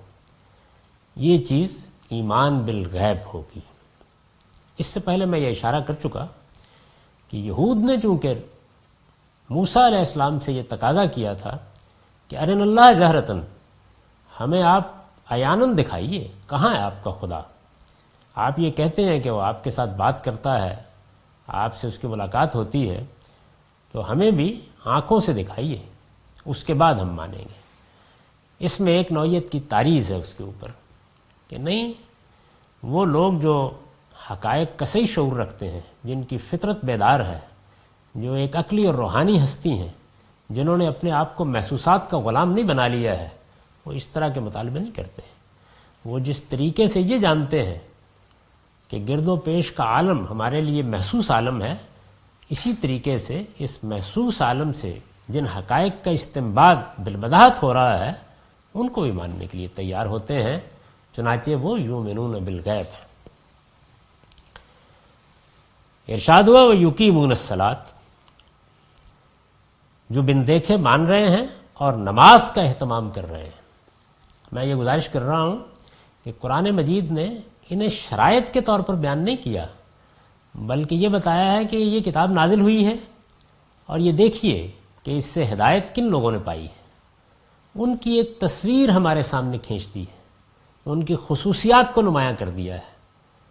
اگر آپ غور کریں تو بنی اسماعیل میں سے جو لوگ ایمان لائے اور رسالت مآب صلی اللہ علیہ وسلم کی دعوت پر سب سے پہلے لبیک کہی اور آپ کی دعوت پر ہجرت کی، اور جو لوگ اوس و خزرج میں سے ان کے انصار ہوئے، وہ انہی خصوصیات کے حاملین ہیں۔ صحابہ کرام کی جماعت اسی طرح سے ایمان لائی، انہوں نے اسی طرح حقائق کا ادراک کیا اور انہی خصوصیات کے حامل بن کے اٹھے۔ چنانچہ قرآن اس کو نمایاں کر رہا ہے، اور اس میں دوسری چیز کیا ہے؟ وہ یہ ہے کہ نماز کا اہتمام کر رہے ہیں۔ میں نے اس پر لکھا ہے، ہم نے جس مدعا کو نماز کا اہتمام کرنے سے ادا کیا ہے اس کے لیے اصل میں اقامت صلاۃ کی تعبیر اختیار کی گئی ہے، یعنی قرآن مجید نماز کے اہتمام کے لیے جو تعبیر اختیار کرتا ہے وہ ہے وَیُقِیمُونَ الصَّلَاۃَ، یعنی نماز کی اقامت کرتے ہیں۔ اس کے معنی عربی زبان میں نماز کی حفاظت کرنے اور اس پر قائم رہنے کے ہیں، یعنی جب کسی چیز کو اختیار کر لیا جائے، جب انسان اس پر قائم رہے، جب وہ اس کو اپنے آپ سے جدا نہ ہونے دے، جب اس میں کوئی خلل نہ واقع ہونے دے، جب اسے اپنا دستور زندگی بنا لے، تو اس چیز کو عربی زبان میں لفظ اقامت سے تعبیر کیا جاتا ہے۔ نماز اہل عرب کے لیے کوئی اجنبی چیز نہ تھی، یعنی ایسا نہیں ہے کہ رسول اللہ صلی اللہ علیہ وسلم نے آ کر لوگوں کو یہ بتایا کہ نماز دین کا حکم ہے۔ رسول اللہ صلی اللہ علیہ وسلم کے مخاطبین کون ہیں؟ بنی اسماعیل ہیں، یہ سیدنا ابراہیم کی اولاد ہے۔ اس میں شبہ نہیں کہ کم و بیش 2000 سال گزر چکے تھے، بلکہ اس سے بھی زیادہ، لیکن وہ بہرحال اس دینی روایت سے واقف تھے جو ان کے باپ ابراہیم نے قائم کی تھی۔ حج کے مناسک اسی طرح ادا کر رہے تھے جس طرح کہ سیدنا ابراہیم علیہ السلام نے ان کو سکھایا تھا۔ چند چیزیں تھیں جن میں انہوں نے کچھ بدعت داخل کر لی تھی۔ یہی صورتحال نماز کی تھی۔ نماز کا اہتمام کرتے تھے۔ میں نے بار بار اس جانب توجہ دلائی ہے کہ قرآن مجید نماز کی پوری تاریخ بیان کرتا ہے۔ وہ لوگ جو دین کو قرآن سے شروع کرتے ہیں وہ ایک بنیادی حقیقت سے صرف نظر کر لیتے ہیں کہ قرآن دین کی پہلی کتاب نہیں ہے، قرآن دین کی آخری کتاب ہے۔ یعنی ایسا نہیں ہے کہ اسلام جس دین کو کہا جاتا ہے اس کی ابتدا قرآن سے ہوئی ہے۔ قرآن اس کی پوری تاریخ ہمیں سناتا ہے اور یہ بتاتا ہے کہ اس دین کی ابتدا سیدنا آدم علیہ السلام سے ہوئی تھی۔ اللہ تعالیٰ نے ان کو نبوت عطا فرمائی تھی۔ وہ پہلے انسان بھی تھے اور پہلے نبی بھی تھے۔ ان کے بعد پے در پے اللہ کے پیغمبر آتے رہے۔ چنانچہ انسان کی فطرت کا علم، اس کے عقلی استنباط سے حاصل ہونے والا علم اور انبیاء علیہم السلام کی تذکیر سے جو حقائق اس پر واضح ہوئے، یہ سب مل کر اس کے پس منظر میں موجود تھے۔ سیدنا ابراہیم علیہ السلام نبوت کے دوسرے دور کے سرخیل ہیں۔ اس کی ابتدا ان سے ہوئی ہے۔ میں ان دونوں ادوار کے بارے میں بار بار توجہ دلاتا رہتا ہوں۔ یعنی ایک دور وہ تھا جب اللہ تعالیٰ نے تمام اقوام میں اپنے رسول بھیجے، ان کے ذریعے سے اپنی حجت تمام کی اور ان قوموں کا فیصلہ کر دیا۔ اس کو قرآن مجید نے سورہ یونس میں بہت وضاحت کے ساتھ بیان کر دیا ہے اور یہ بتایا ہے کہ فَإِذَا جَاءَ رَسُولُهُمْ قُضِيَ بَيْنَهُمْ بِالْقِسْطِ وَهُمْ لَا يُظْلَمُونَ۔ یعنی ان پر ذرہ برابر بھی ظلم نہیں کیا گیا۔ جو کچھ بھی انہوں نے کیا اس کا فیصلہ ٹھیک انصاف کے ساتھ ہوا، اور یہی ہمارا طریقہ رہا ہے۔ جب بھی ہم اپنے رسول بھیجتے ہیں ہم اسی طریقے سے قوموں کا فیصلہ اسی دنیا میں چکا دیتے ہیں۔ دوسرا دور وہ ہے جس میں سیدنا ابراہیم علیہ السلام کی ذریت کو نبوت کے لیے خاص کر لیا گیا۔ یعنی یہ طے کر لیا گیا کہ ایک طرف اب نبی انہی میں آئیں گے اور دوسری جانب انہیں ایک جماعت کی حیثیت سے شہادت کے منصب پر فائز کیا جائے گا۔ اس کے لیے دنیا والوں میں سے اس نسل کا انتخاب کر لیا گیا ہے۔ فضلتکم علی العالمین، یہ جو بار بار قرآن مجید آگے بیان کرے گا کہ دنیا والوں پر میں نے ترجیح دی، وہ ترجیح اسی منصب کے لیے انتخاب کی ترجیح ہے۔ چنانچہ یہ دوسرا دور شروع ہوا اور اس میں پھر سیدنا ابراہیم علیہ السلام کو یہ حکم دیا گیا کہ وہ اپنی اولاد کے ایک حصے کو کنعان میں آباد کرے جو اب فلسطین کہلاتا ہے، اور دوسرے حصے کو عرب میں آباد کرے، اور وہاں پر بھی ایک معبد تعمیر کیا جائے اور یہاں بھی ایک معبد تعمیر کیا جائے۔ یہ سب سے پہلا معبد ہو اور وہ بنی اسرائیل پھر بنائیں بعد میں، جس کو اب بیت المقدس کہتے ہیں۔ یہ دو توحید کے مرکز ہوں گے اور ان کے اندر وہ قوم آباد رہے گی جو دنیا کے سامنے اس دین کی شہادت دے گی۔ تو اس لحاظ سے دین کی ایک پوری روایت قائم کی گئی، جس روایت کو اپنی اولاد میں چھوڑ کر سیدنا ابراہیم دنیا سے رخصت ہوئے۔ یہاں پر بھی اسماعیل علیہ السلام نے دعوت کی ابتدا کی ہے، اور قرآن مجید نے بتایا ہمیں تفصیل کے ساتھ کہ وہ اپنی اولاد کو اس کی نصیحت کر کے گئے تھے کہ نماز کا اہتمام رکھو گے۔ تو نماز دین کے احکام میں سے وہ نئی چیز نہیں ہے جس کی ابتدا رسالت میں آپ صلی اللہ علیہ وسلم سے ہوئی ہو۔ یہ اصل میں ہمیشہ سے دین میں ایک لازمی عبادت کی حیثیت سے موجود رہی۔ میں یہ توجہ دلا چکا ہوں کہ اقامت کا جو حقیقی مفہوم ہے عربیت کی روح سے، اس کو جب ہم نماز قائم کرو سے ادا کرتے ہیں تو یہ غلط فہمیوں کا باعث بنتا ہے۔ اس کے لیے میں نے نماز کا اہتمام کرو کی تعبیر اختیار کر لی ہے، اور یہ ٹھیک لفظ کے تقاضوں کے مطابق ہے۔ اس لفظ کو اگر آپ سمجھنا چاہیں تو برہان میں نے ایک مضمون اس پر لکھا ہے، تعبیر کی غلطی کے زیر عنوان، اس کا مطالعہ کر لیجیے۔ نماز اہل عرب کے لیے کوئی اجنبی چیز نہ تھی، دین ابراہیمی کی ایک روایت کی حیثیت سے اس کے اعمال و اذکار سے نہ صرف یہ کہ واقف تھے بلکہ ان کے صالحین اس کا اہتمام بھی کرتے تھے۔ یعنی نماز ان کے لیے چونکہ کوئی اجنبی چیز نہیں تھی، اس وجہ سے جانتے تھے کہ اس کے اعمال کیا ہیں، اس کے اذکار کیا ہیں، اور اس کے صالحین اس کا اہتمام بھی کرتے تھے۔ وہ نماز پڑھتے تھے جس طرح حج کرتے تھے، بالکل اسی طریقے سے نماز کا اہتمام بھی کرتے تھے۔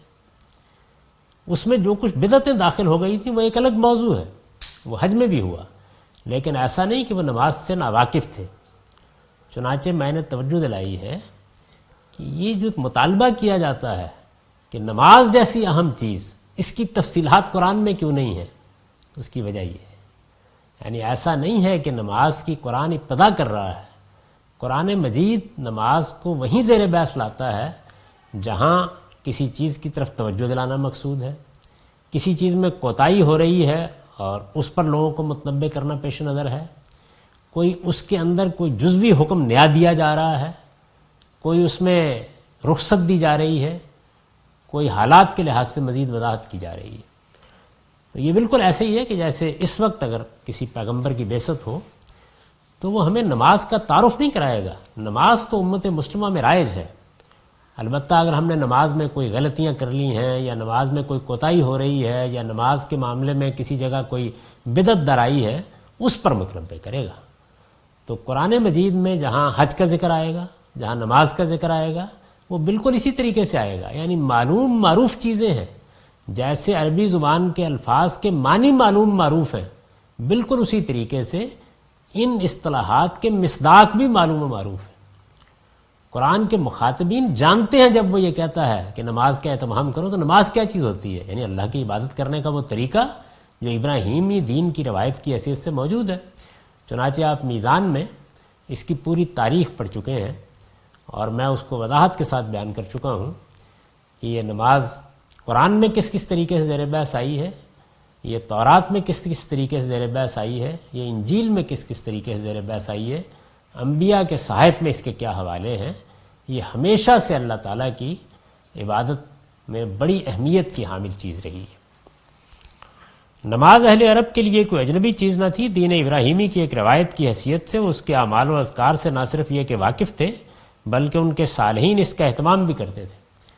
چنانچہ میں نے یہ بتایا ہے کہ سیدنا ابو ذر نے اپنے ایمان لانے کا واقعہ بیان کیا ہے، اس میں وہ یہ بتاتے ہیں کہ رسول اللہ صلی اللہ علیہ وسلم کے بارے میں ابھی انہوں نے سنا بھی نہیں تھا، لیکن وہ نماز کا اہتمام کرنے لگے تھے۔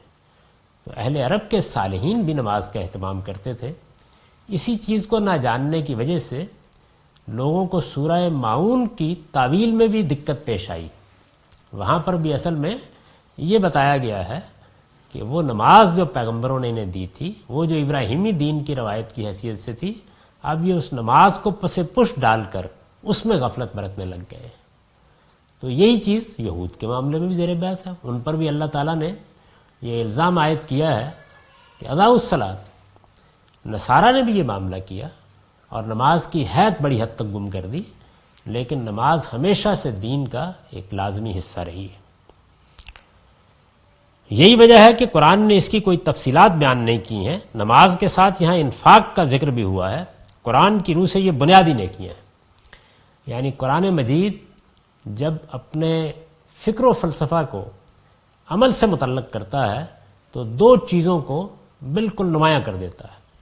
یعنی میرے اندر جو جذبہ شکر پیدا ہوا، اپنے منع میں حقیقی کا شعور پیدا ہوا، اس کی سچی معرفت میں نے حاصل کی، تو اس کا ظہور اس کی جانب میں بھی ہوگا اور اس کے بندوں کی جانب بھی ہوگا۔ اس کی جانب ہوگا تو نماز کی صورت اختیار کر لے گا، اور بندوں کی جانب ہوگا تو انفاق کی صورت اختیار کر لے گا۔ یہ دو بنیادی چیزیں ہیں۔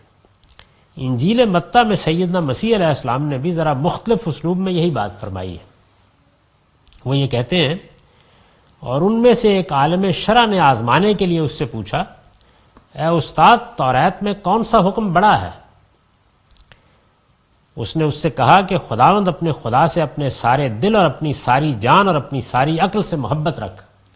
سیدنا مسیح علیہ السلام کا طریقہ یہ ہے کہ کبھی وہ یہ کرتے ہیں کہ کسی چیز کی حقیقت کی طرف توجہ دلا دیتے ہیں، کبھی اس کے لوازم کی طرف توجہ دلاتے ہیں۔ یہاں انہوں نے نماز کی حقیقت کی طرف توجہ دلائی کہ اصل میں سب سے پہلا حکم تو یہ ہے کہ اپنے سارے دل اور اپنی ساری جان اور اپنی ساری عقل سے اپنے خداوند خدا سے محبت کرو، اور یہ محبت ہے جس کا ظہور نماز کی صورت میں ہوتا ہے۔ مجھ سے ایک مرتبہ ایک صاحب نے بہت بحث کی کہ میں یہ تو سمجھتا ہوں کہ دین بنیادی اخلاقیات کی تعلیم دیتا ہے، اور یہ بات کچھ میری سمجھ میں آ بھی جاتی ہے، لیکن دین میں یہ آخر نماز کیوں، یہ بعض عقائد پر اصرار کیوں؟ تو میں نے ان کی خدمت میں عرض کیا کہ آپ اخلاق کسے کہتے ہیں؟ یعنی اخلاق اس کے سوا کچھ نہیں ہے کہ جو روابط پیدا ہوتے ہیں ہم ان روابط کا حق ٹھیک ٹھیک ادا کر دیں، بلکہ اس سے آگے بڑھ کر ایثار کریں۔ ماں سے ہمارا ایک ربط و تعلق ہے، باپ سے ایک ربط و تعلق ہے، اعزاء اقربا سے ہے، اپنے معاشرے سے ہے، تمام اخلاقیات اس سے پیدا ہوتی ہیں۔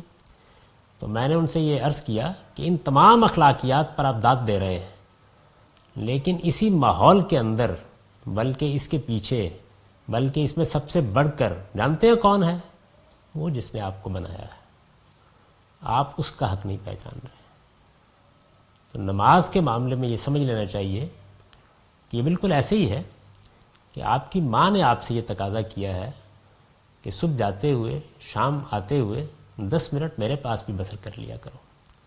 اللہ تعالیٰ کی طرف سے یہ تقاضا کیا گیا ہے، میرے بندو مجھے یاد کرنے کے لیے میرے سامنے جھک جایا کرو۔ اقم الصلاۃ لذکری۔ اس سے اندازہ کر لیجئے کہ وہ شخص جو اس معاملے میں غفلت برتتا ہے وہ کتنا لئیم ہوگا۔ اس نے اس سب سے بڑے منعم کو پس پش ڈال دیا ہے، وراء ظہرہی۔ تو قرآن مجید یہاں یہ کہتا ہے کہ وہ نماز کا اہتمام کرتے ہیں، اور سیدنا مسیح یہ بیان کر رہے ہیں کہ اس کی حقیقت کیا ہے۔ اس کی حقیقت یہ ہے کہ خداوند اپنے خدا سے اپنے سارے دل اور اپنی ساری جان اور اپنی ساری عقل سے محبت رکھ۔ بڑا اور پہلا حکم یہی ہے، اور دوسرا اس کی مانند یہ ہے کہ اپنے پڑوسی سے اپنے برابر محبت رکھ۔ یہاں بھی انہوں نے انفاق کی حقیقت کو اپنی تعبیر کا موضوع بنایا ہے۔ انہی دو حکموں پر تمام توریت اور انبیاء کے صحیفوں کا مدار ہے۔ یعنی وہی بات جو قرآن مجید نماز اور انفاق کی تعبیرات سے ادا کرتا ہے، وہ انہوں نے حقیقت کے لحاظ سے اس طرح بیان کر دی ہے، اس لیے کہ وہ دین کی حکمت بتانے کے لیے آئے تھے، اور ان کی کتاب بھی سراسر حکمت ہے۔ اب ان آیات کا سادہ ترجمہ سن لیجئے۔ ہدایت ہے ان خدا سے ڈرنے والوں کے لیے جو بن دیکھے مان رہے ہیں اور نماز کا اہتمام کر رہے ہیں۔ اقول قولی ھذا واستغفر اللہ لی ولکم ولسائر المؤمنین۔ الحمد للہ رب العالمین والصلاة والسلام علی محمد الامین۔ اعوذ باللہ من الشیطان الرجیم، بسم اللہ الرحمن الرحیم۔ خواتین و حضرات، ہم سورہ بقرہ کی تمہید کا مطالعہ کر رہے ہیں۔ سورہ کی تیسری آیت زیر بحث تھی۔ اس میں ان لوگوں کی خصوصیات کو نمایاں کیا جا رہا ہے جو قرآن مجید کی ہدایت سے بہرہ مند ہوئے۔ ارشاد فرمایا تھا الذین یؤمنون بالغیب ویقیمون الصلاۃ، جو بن دیکھے مان رہے ہیں اور نماز کا اہتمام کر رہے ہیں۔ اس کے ساتھ ایک مزید بات یہ ارشاد فرمائی تھی جس کی وضاحت ہم پڑھ چکے ہیں کہ وَمِمَّا رَزَقْنَاهُمْ يُنْفِقُونَ، اور جو کچھ ہم نے انہیں دیا ہے اس میں سے خرچ کر رہے ہیں، یعنی ہماری راہ میں خرچ کر رہے ہیں۔ قرآن مجید جس عربی زبان میں نازل ہوا ہے اس میں اس طرح کے متعلقات جو قرینے سے واضح ہوتے ہیں بالعموم حذف کر دیے جاتے ہیں، اس لیے انہیں کھول دینا چاہیے۔ ہم اپنی اردو میں اب اس اسلوب کے عادی نہیں ہیں۔ وَمِمَّا رَزَقْنَاهُمْ يُنْفِقُونَ، اور جو کچھ ہم نے دیا ہے اس میں سے خرچ کر رہے ہیں، یعنی یہاں جو خرچ مراد ہے وہ خرچ نہیں ہے جو ہم اپنے گھروں پر کرتے ہیں اپنے کاروبار میں کرتے ہیں، اپنے اعزاء اقربا پر کرتے ہیں، بلکہ یہ وہ خرچ ہے جو اللہ کی راہ میں کیا جاتا ہے۔ میں اس سے متعلق البیان کے نوٹ کی وضاحت کرتے ہوئے یہ کہہ چکا ہوں کہ پورے دین کی بنیاد اصل میں انہی دو چیزوں پر ہے، یعنی ہم اپنے پروردگار کے ساتھ اپنے تعلق کو ٹھیک طریقے سے استوار کر لیں۔ یہ اسی وقت ہوتا ہے جب نماز ہماری زندگی بن جاتی ہے، اور بندوں کے ساتھ اپنے تعلق کو ٹھیک طریقے سے استوار کر لیں۔ یہ اسی وقت ہوتا ہے جب ہم اپنا کمایا ہوا اللہ کی راہ میں اللہ کی خوشنودی کے لیے اس کے بندوں پر خرچ کرنے کے لیے تیار ہو جاتے ہیں۔ والذین یؤمنون بما انزل الیک وما انزل من قبلک، اور جو اسے بھی مان رہے ہیں جو تم پر نازل کیا گیا ہے اور اسے بھی جو تم سے پہلے نازل کیا گیا۔ اس میں بھی دیکھیے قرآن مجید نے اپنے خاص اسلوب سے پھر اشارہ کیا ہے یہودی کی طرف، یعنی انہوں نے کیا غلطی کی، وہ حق کے معاملے میں تعصبات کا شکار ہو گئے۔ اللہ تعالیٰ نے ان کو منتخب کیا، وہ ابراہیم علیہ السلام کی اولاد ہیں۔ اس زمین پر قومی حیثیت سے جو سب سے بڑا شرف کسی قوم کو حاصل ہو سکتا تھا وہ ذریت ابراہیم کو حاصل ہوا ہے، اور ذریت ابراہیم میں یہ شرف پہلے بنی اسرائیل کو دیا گیا۔ بنی اسرائیل کے بارے میں آگے یہی سورہ ہمیں بتائے گی کہ اللہ تعالیٰ نے کیا فضیلت ان کو عطا فرمائی تھی۔ یہ حقیقت ہے کہ کوئی قوم اس فضیلت میں ان کا مقابلہ نہیں کر سکتی۔ میں قوموں سے متعلق اپنا یہ نقطہ نظر کئی مرتبہ پہلے بھی بیان کر چکا ہوں کہ اللہ تعالیٰ تمام اقوام کو کسی نہ کسی چیز کے لیے منتخب فرماتے ہیں، لیکن یہ انتخاب دنیوی علوم اور دنیوی اعمال کے اعتبار سے ہوتا ہے۔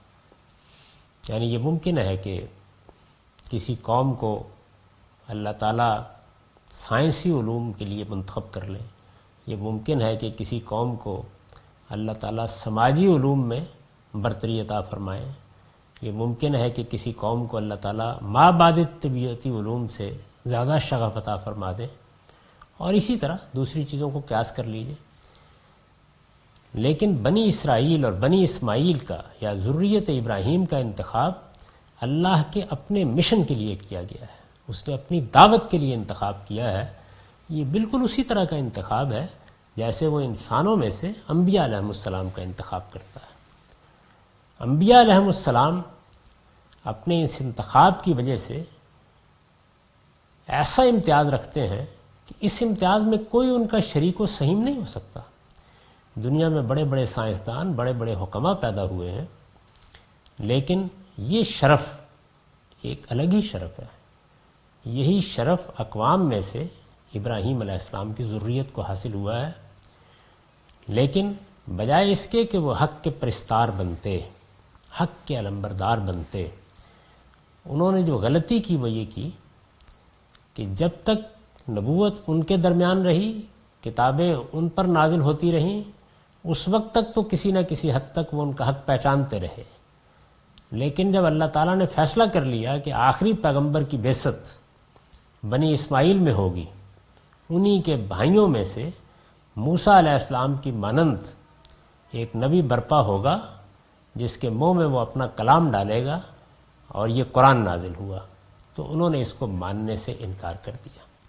اس کے بالکل برخلاف بنی اسماعیل میں سے جو لوگ رسالت میں آپ صلی اللہ علیہ وسلم پر ایمان لائے، جن کے اوصاف یہاں نمایاں کیے جا رہے ہیں، یعنی یہ کوئی مجرد شرائط نہیں ہے، بلکہ یہ اس جماعت کے اوصاف ہیں جس نے قرآن سے، جب قرآن کی دعوت برپا ہوئی تو سب سے آگے بڑھ کر ہدایت پائی ہے۔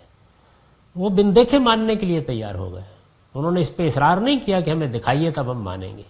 وہ نماز کا اہتمام کرنے لگے، وہ اللہ کی راہ میں خرچ کرنے لگے، اور دیکھیے کہ وہ جتنے اس سے پہلے بنی اسرائیل کے ہاں نبی آئے تھے ان سے واقف ہی نہیں تھے۔ قرآن مجید یہ بتاتا ہے کہ بس سنا ہوا تھا، لیکن ایسا نہیں ہے کہ وہ ان کے لیے کوئی ایمانیات کا درجہ رکھتے تھے۔ جب اللہ کی کتاب آئی اور اس نے یہ کہا کہ وہ بھی اللہ کے پیغمبر ہیں، ان پر بھی اللہ کی ہدایت آئی تھی، انبیاء علیہم السلام کے مابین کوئی تفریق نہیں ہو سکتی، یہی تمہارا کلمہ جامعہ ہے کہ لا نفرق بین احد من رسلہ، تو انہوں نے کسی تعصب کو روا نہیں رکھا، وہ آگے بڑھے اور انہوں نے اس کو بھی مان لیا جو نبی صلی اللہ علیہ وسلم پر نازل ہوا، اور اس کے ساتھ وہ سب کچھ بھی مان لیا جو آپ سے پہلے نازل ہوا تھا۔ تو یہ تعصبات سے بالا تر ہو کر، یعنی نہ نسل کی طرف دیکھا، نہ قوم کی طرف دیکھا، نہ اپنے شرف کی طرف دیکھا، نہ دوسروں کو تحقیر کی نگاہ سے دیکھا، حق کو حق کی حیثیت سے دیکھا اور اس کو قبول کر لیا۔ چنانچہ اسی وجہ سے میں نے اس پر یہ لکھا ہے، یعنی ہر طرح کے تعصبات سے بالا تر ہو کر حق کو سمجھ رہے ہیں اور اسی حیثیت سے اسے تسلیم کر رہے ہیں۔ ان کے ہاں یہ کوئی مسئلہ نہیں ہے کہ ہمیں اپنے پیغمبروں کو ماننا ہے اور دوسروں کو نہیں ماننا۔ میں آپ سے یہ عرض کروں کہ یہ چیز ایسا نہیں ہے کہ ہمارے ہاں موجود نہیں ہے، یہ حقیقت ہے کہ ہماری اپنی امت میں گروہ بن چکے ہوئے ہیں۔ ظاہر ہے کہ وہ گروہ کچھ جلیل القدر اہل علم کی اتباع میں بنتے ہیں، پھر اس نقطہ نظر کے علماء ان میں پیدا ہوتے رہتے ہیں، تو اپنے ہاں کے علماء کو ماننا، دوسروں کی بات نہ سننا۔ ہونا تو یہ چاہیے نا کہ یہ پوری امت مسلمہ ہماری امت مسلمہ ہے، اس کے تمام ائمہ ہمارے ائمہ ہیں، اس کے تمام علماء ہمارے علماء ہیں۔ یہ تو ٹھیک ہے کہ ہم کسی کی رائے سے اتفاق کریں گے، کسی سے اختلاف کریں گے، کسی سے زیادہ استفادہ کریں گے، کسی سے کم استفادہ کریں گے، لیکن سب کو احترام کی نظر سے دیکھیں گے۔ امام ابو حنیفہ بھی ہمارے امام ہیں، امام شافعی بھی ہمارے امام ہیں، امام مالک بھی ہمارے امام ہیں، امام احمد بن حنبل بھی ہمارے امام ہیں۔ یہ دیوبند کے علماء، یہ بریلی کے علماء، یہ اہل حدیث کے علماء، سب ہمارے علماء ہیں۔ یہ امت مسلمہ کے علماء ہیں، اہل تشیع کے علماء، یہ سب اسی امت کا حصہ ہیں۔ ان سب علماء کی عزت کرنا، ان کا احترام کرنا اور ان کو اپنے علماء سمجھنا حق کا تقاضا یہ ہے۔ البتہ جس کی جو بات علم و عقل کی میزان پر پوری اترے گی، اوفق بالقرآن و سنہ ہوگی، اسے قبول کر لیا جائے گا، اور جس کی بات سے ہم اختلاف کریں گے شائستگی کے ساتھ بتا دیں گے، اپنی دلیل کو واضح کر دیں گے۔ میں نے پچھلے دنوں لوگوں کو توجہ دلائی کہ مسلمانوں کے اندر جو مختلف گروہ بن گئے ہوئے ہیں، ہمارے لیے ناگزیر ہے کہ ہم ان کو اپنا بھائی سمجھیں۔ جب ہم ان کو مسلمان سمجھتے ہیں، اپنی امت کا حصہ سمجھتے ہیں، تو پھر ان کے بارے میں ہمیں کوئی متشددانہ رویہ روا نہیں رکھنا چاہیے۔ تو میں نے دیکھا کہ اس کا رد عمل ہوا۔ اس کی وجہ یہ ہے کہ ہمارے ہاں تربیت اس طرح ہوئی ہے کہ آپ کسی سے اختلاف کرتے ہیں تو پھر اس کے بعد یہ کیسے ہو سکتا ہے کہ آپ اس کے لیے کوئی احترام کے جذبات رکھتے ہوں، آپ انہیں اپنا سمجھتے ہوں۔ اپنا سمجھنا، خیر خواہی کے جذبے سے مخاطب کرنا، اپنا سمجھ کر اختلاف کرنا، شائستگی کے ساتھ اختلاف کرنا، ادب کے ساتھ اختلاف کرنا، اپنی بات استدلال کے ساتھ کہنا، یہ ہم فراموش کر چکے ہیں۔ یہ ہمارے لیے قصہ ماضی ہے۔ یہی صورتحال اس وقت تھی، یعنی ان کے لیے اصلی مسئلہ یہ تھا کہ بنی اسماعیل اس کے لیے منتخب کر لیے گئے ہیں، یہ سب شرف اب بنی اسماعیل کو بھی حاصل ہوگا، آخری پیغمبر ان میں سے آ گئے ہیں، اب قیامت تک کے لیے ان کی اتباع کرنی ہوگی، اب ان پر نازل ہونے والی کتاب قرآن مجید حجت ہوگی، اب وہی سب کے سامنے فرقان کی حیثیت سے آئے گی۔ یہ وہ ماننے کے لیے تیار نہیں ہوئے۔ تو قرآن مجید نے اس چیز کو نمایاں کیا کہ اس طرف صحابہ کرام کی جماعت ہے، وہ جنہیں اس کتاب سے ہدایت حاصل ہوئی ہے، اس کو بھی مان رہے ہیں، ما انزل الیک، جو آپ پر نازل کیا گیا، اور اس کو بھی مان رہے ہیں ما انزل من قبلک، جو آپ سے پہلے نازل کیا گیا، وبالآخرۃ ھم یوقنون، اور آخرت پر فی الواقع یقین رکھتے ہیں۔ میں نے اس پر لکھا ہے یعنی آخرت کو محض مانتے ہی نہیں، قرآن مجید نے الفاظ تبدیل کیے ہیں، پیچھے ایمان کا لفظ استعمال کیا تھا، یہاں یقین کا لفظ اختیار کیا ہے، یعنی آخرت کو محض مانتے ہی نہیں، ہر طرح کے ریب و گمان سے بالکل پاک ہو کر اس پر یقین رکھتے ہیں۔ یہ بات کہ میں خدا کو مانتا ہوں، آپ نے مانا اور ایک طرف رکھ دیا اپنے اس عقیدے کو، میں رسولوں کو مانتا ہوں، اس میں بھی ٹھیک ہے، سچا ایمان، حقیقی ایمان، یہ سب چیزیں اپنی جگہ، لیکن اس ایمان کے تقاضے مسئلہ کب بنتے ہیں؟ جب آپ سے یہ کہا جاتا ہے کہ ایک دن خدا کے سامنے جواب دہ ہونا ہے. تو آخرت کے معاملے میں اگر ریب و گمان ہے، اگر تردد ہے، تو پھر دین کی روح حقیقت میں منتقل نہیں ہوئی. اس وجہ سے یہاں یہ فرمایا کہ ان لوگوں کا معاملہ یہ ہے کہ اگر یہ آخرت پر سچا یقین رکھتے ہوتے تو پھر یہ جو کچھ کر رہے ہیں وہ کبھی نہ کرتے. چنانچہ اہل ایمان کے اس وصف کو نمایاں کیا کہ وہ ہر طرح کے ریب و گمان سے بالکل پاک ہو کر اس پر یقین رکھتے ہیں. اور دیکھیے میں نے اس کے بعد نتیجہ نکالا ہے، لہٰذا یہی سبب ہے کہ حق کو ماننے میں کوئی تعصب اور اس کے تقاضوں کو پورا کرنے میں کوئی غفلت کسی طرح ان کی راہ میں حائل نہیں ہو سکتی.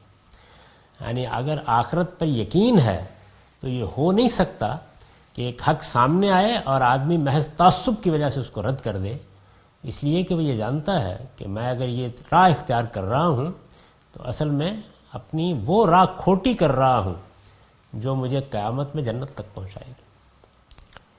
اور اسی طریقے سے یہ بھی نہیں ہو سکتا کہ انسان غفلت میں مبتلا ہو کر سو جائے، اسے زندگی بھر کبھی یاد ہی نہ آئے کہ میرا ایک پروردگار ہے، مجھے اس کے احکام کی پیروی کرنی ہے، مجھے اچھا عمل اختیار کرنا ہے، مجھے اپنی زندگی سنوارنی ہے، مجھے اپنا تزکیہ کرنا ہے، مجھے اپنی تطہیر کرنی ہے، مجھے اپنے آپ کو پاکیزہ بنانا ہے، مجھے جنت میں جانے کی تیاری کرنی ہے، میری آخرت ہر موقع کے اوپر میرا مستقبل بن کر میرے سامنے کھڑی ہے، مجھے اسے کھونا نہیں ہے.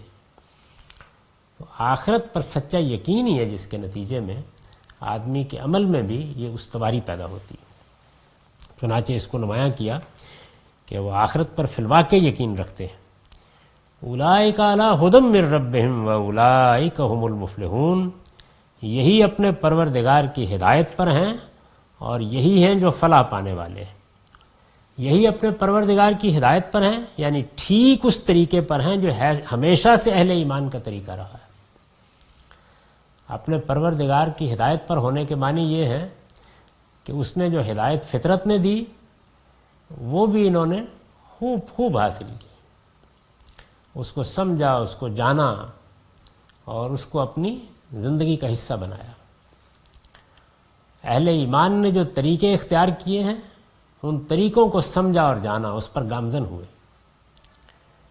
اور اس طریقے سے گویا اس پوری تاریخ کے پس منظر میں کھڑے ہیں کہ جس میں انسان ہدایت جہاں سے بھی اس کو ملتی ہے اس کو لپک کر لیتا ہے اور اسے حرزاں بنا لیتا ہے.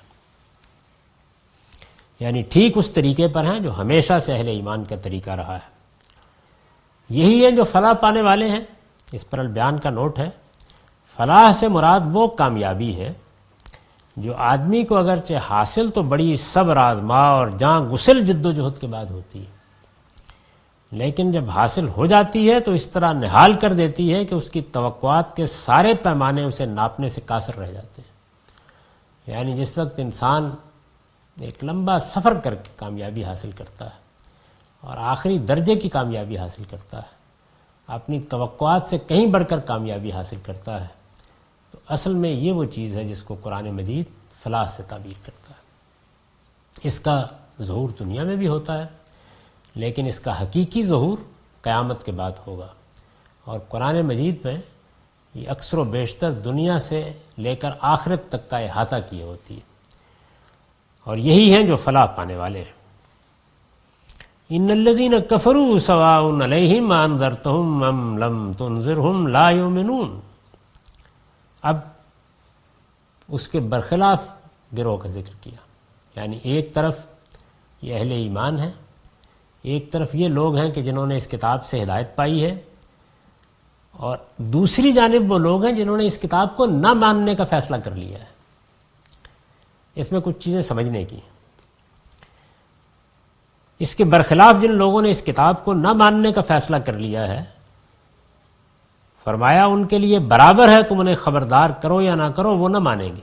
ان الذین کفروا سواء علیہم انذرتہم ام لم تنذرہم لا یؤمنون.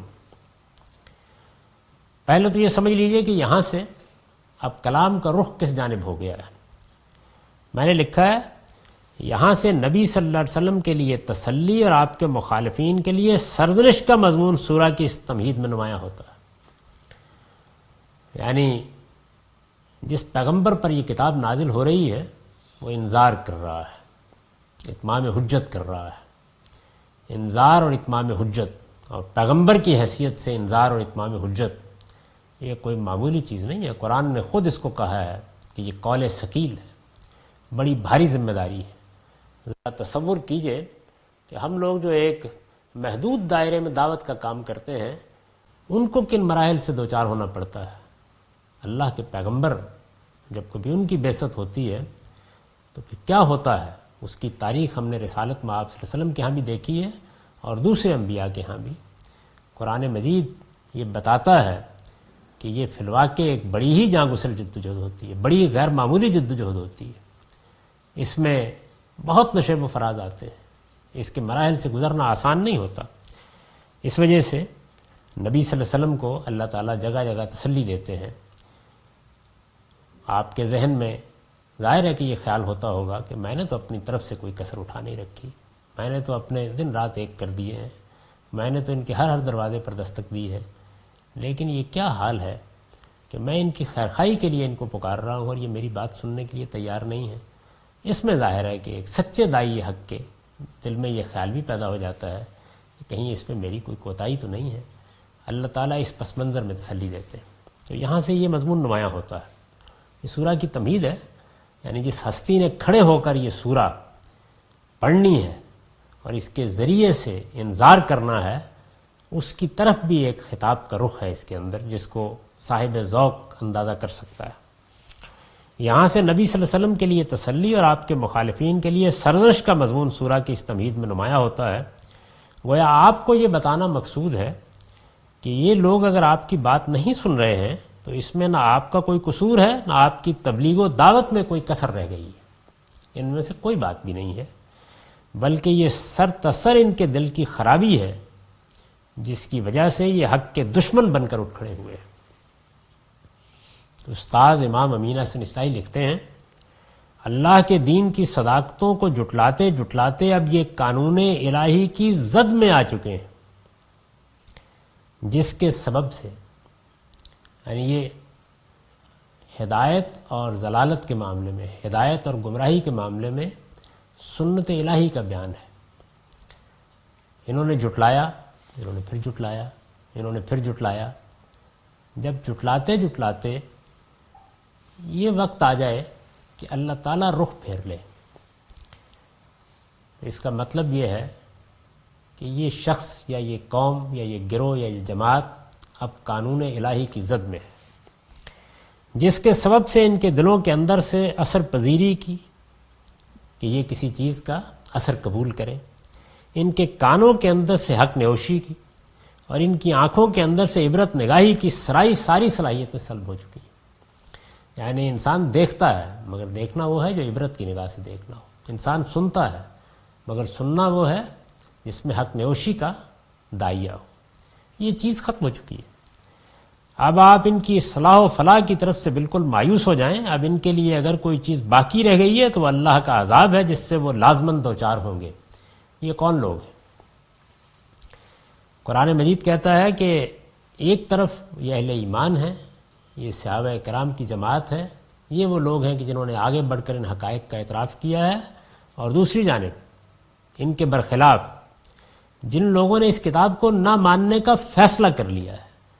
ان الذین کفروا میں جو فعل استعمال ہوا ہے اس پر میں نے البیان میں وضاحت کی ہے۔ اصل میں ان الذین کفروا کے الفاظ آئے ہیں، ان میں فعل فیصلہ فعل کے معنی میں۔ عربی زبان میں فعل مدارج کے لحاظ سے استعمال ہوتا ہے، یعنی کچھ خصوصیات ہیں اسی زبان کی ہیں، اور جب آدمی برسوں اس زبان میں ریاض کرتا ہے تو پھر اسے معلوم ہو جاتا ہے کہ اس میں افعال کا استعمال، اسماء کا استعمال، صفات کا استعمال کن کن پہلوؤں سے ہوتا ہے۔ تو جب عربی زبان میں فعل استعمال کیا جاتا ہے تو اس میں یہ بھی ہو سکتا ہے کہ بالکل ابتدائے فعل کے لیے ہو، جیسے سورہ قدر میں ہے کہ ہم نے اس قرآن کو نازل کرنا شروع کیا، انا انزلناہ فی لیلۃ القدر۔ اسی طریقے سے ممکن ہے ارادہ فعل کے معنی میں ہو، ممکن ہے یہ اتمام فعل کے معنی میں ہو، ممکن نتیجہ فعل کے معنی میں ہو، تو اس کو آپ پہچانتے ہیں۔ یہ فعل کے مختلف پہلو ہیں۔ جس طرح ایک لفظ کے اگر 10 معنی ہوں گے تو سیاق سباق جملے کی ساخت نتیجہ یہ بتا دیتا ہے کہ یہاں یہ کس معنی میں استعمال ہوا ہے۔ یہی صورت فعل کی ہوتی ہے، یعنی وہ کیا ارادہ کے معنی میں ہے، وہ نتیجے کے معنی میں ہے، وہ ابتدا کے لیے ہے، یا وہ فیصلہ فعل کے معنی میں ہے۔ تو آپ غور کریں گے تو اس آیت میں جو بات کہی گئی ہے وہ صاف بتا رہی ہے کہ یہاں فعل فیصلہ فعل کے معنی میں ہے، اور اس سے مراد وہ لوگ ہیں جن پر قرآن اور پیغمبر کی حقانیت اگرچہ پوری طرح واضح ہو چکی تھی، لیکن محض اپنی ضد، ہٹ درمی اور انانیت کے باعث وہ ان کی مخالفت کر رہے تھے اور انہیں کسی طرح مان کر دینا نہیں چاہتے تھے۔ یہ گروہ ہے جس کو قرآن مجید نے ان الذین کفروا سے تعبیر کیا ہے۔ یہاں آگے جو نتیجہ بیان کیا ہے وہ یہ بتا رہا ہے کہ یہاں یہ کس معنی میں ہے۔ اس کے برخلاف جن لوگوں نے اس کتاب کو نہ ماننے کا فیصلہ کر لیا ہے، یہ تعبیر ہم کب اختیار کرتے ہیں؟ یعنی مطلب یہ ہے کہ یہ معلوم ہو گیا ہے کہ صحیح بات کیا ہے، قرآن مجید اسے کھول دے گا، آگے اسی سورہ میں بتائے گا کہ ان کو کیسے معلوم ہوا ہے، اور جب معلوم ہوا ہے تو کس کس پہلو سے معلوم ہوا ہے، اور کس طرح معلوم ہوا ہے کہ گویا خدا کی حجت ان کے اوپر پوری ہو گئی ہے۔ یہ سب چیزیں آگے چل کے واضح ہو جائیں گی۔ انہوں نے مانا ہے، انہوں نے سمجھا ہے، یعنی دل سے مانا ہے، ان کو معلوم ہو گیا ہے کہ حق کیا ہے اور کہاں ہے، لیکن انہوں نے فیصلہ کر لیا کہ ہم اسے نہیں مانیں گے۔ ظاہر ہے یہاں اشارہ یہود کے اکابر، یہود کے علماء کی طرف ہے۔ یہ وہ لوگ ہیں کہ جنہوں نے نبی صلی اللہ علیہ وسلم کو آتے ہی پہچان لیا تھا، انہیں معلوم ہو گیا تھا کہ یہ وہی پیغمبر ہیں جن کی پیشین گوئی ہمارے پاس موجود ہے، جن کے لیے موسیٰ علیہ السلام نے دنیا سے رخصت ہوتے وقت عہد دیا تھا، جن کے لیے خود ہمارے ابو الآباء ابراہیم علیہ السلام نے دعا کی تھی، جن کی بشارت سیدنا مسیح علیہ السلام نے دی تھی، جن کے لیے تمام انبیاء علیہ السلام راہ ہموار کرتے رہے ہیں۔ یہ جان گئے تھے، انہیں معلوم تھا۔ قرآن مجید کہتا ہے کہ جو حقائق قرآن بیان کر رہا تھا، جس طرح ایک مہجور باپ اپنے بیٹے کو پہچانتا ہے، یہ اس طرح ان کو پہچان گئے تھے۔ یہ اچھی طرح جانتے تھے کہ یہی وہ پیغمبر ہیں اور یہی وہ کتاب ہے جس کا وعدہ اللہ نے کیا تھا۔ اس کے باوجود انہوں نے فیصلہ کر لیا کہ ہم نہیں مانیں گے، اور جب کوئی فیصلہ کر لیتا ہے کہ میں نہیں مانوں گا، تو پھر آپ جس پہلو سے بھی اس کو انذار کریں، خبردار کریں، استدلال کریں، وہ پھر سن کر دینے کے لیے، مان کر دینے کے لیے تیار نہیں ہوتا۔ یہ لوگ ہیں جن کو قرآن مجید نے یہاں مقابل میں رکھ دیا ہے۔ یعنی خدا سے ڈرنے والوں کا معاملہ تو یہ ہوا کہ نہ انانیت ان کے راستے میں رکاوٹ بنی، نہ تعصب ان کے راستے میں رکاوٹ بنا۔ حق سامنے آیا اور انہوں نے آگے بڑھ کر اس کو قبول کر لیا، اس کا استقبال کیا۔ لیکن اس کے بالکل برعکس رویہ ان لوگوں کا ہے کہ جو اس وقت منکر بن کر کھڑے ہو گئے ہیں۔ یہ خیال نہ کرو کہ ان کو کوئی غلط فہمی ہے، نہیں، وہ فیصلہ کر کے بیٹھے ہوئے ہیں کہ ہم نہیں مانیں گے، لیکن محض اپنی ضد، ہٹ درمی اور انانیت کے باعث وہ ان کی مخالفت کر رہے تھے اور انہیں کسی طرح مان کر دینا نہیں چاہتے تھے، یعنی نہ قرآن کو نہ پیغمبر کو۔ وہ یہ فیصلہ کر کے بیٹھ گئے کہ ہمیں تو اب انکار ہی کرنا ہے۔ یہ وہ جگہ ہے جہاں قرآن مجید کفر کا اطلاق کرتا ہے۔ یہ بات بہت اچھی طرح سمجھ لیجئے۔ ان الذین کفروا، یہ الفاظ یہاں چونکہ آ گئے ہیں کہ ایک تو وہ چیز ہے جو کسی بھی منکر کا بیان ہے۔ مثال کے طور پر میں اس بات کو نہیں مانتا کہ دنیا ہمیشہ سے ہے۔ میں یہ کہتا ہوں کہ یہ ایک دن وجود میں آئی ہے۔ میرے مقابل میں ایک شخص ہے جسے اصرار ہے کہ یہ ازلی ہے، تو اب کیا چیز ہے؟ اب میں اس چیز کا منکر ہوں۔ یہ تو ایک مذہبی چیز ہوئی۔ اس سے آگے بڑھ کے دیکھیے، اس دنیا میں جہاں جہاں ہم کسی چیز سے اختلاف کر رہے ہوتے ہیں، ہم در حقیقت اس کا انکار کر رہے ہوتے ہیں۔ ممکن ہے کہ آپ کسی دیہاتی آدمی سے بات کر رہے ہیں اور وہ یہ کہے کہ یہ آپ حضرات کیا کہتے ہیں کہ زمین سورج کے گرد گھومتی ہے، میں تو اس کو نہیں مانتا۔ تو یہ نہ ماننا مادی حقائق روحانی حقائق، کسی علم کا انکار، آپ کسی مقدمے کا انکار، اس انکار کے لیے کفر عربی زبان کا ایک عام لفظ ہے۔ اس اعتبار سے تو یہ کسی چیز کے انکار کے لیے بھی استعمال ہو سکتا ہے، اور کافر کسی بھی چیز کے منکر کو کہہ سکتے ہیں۔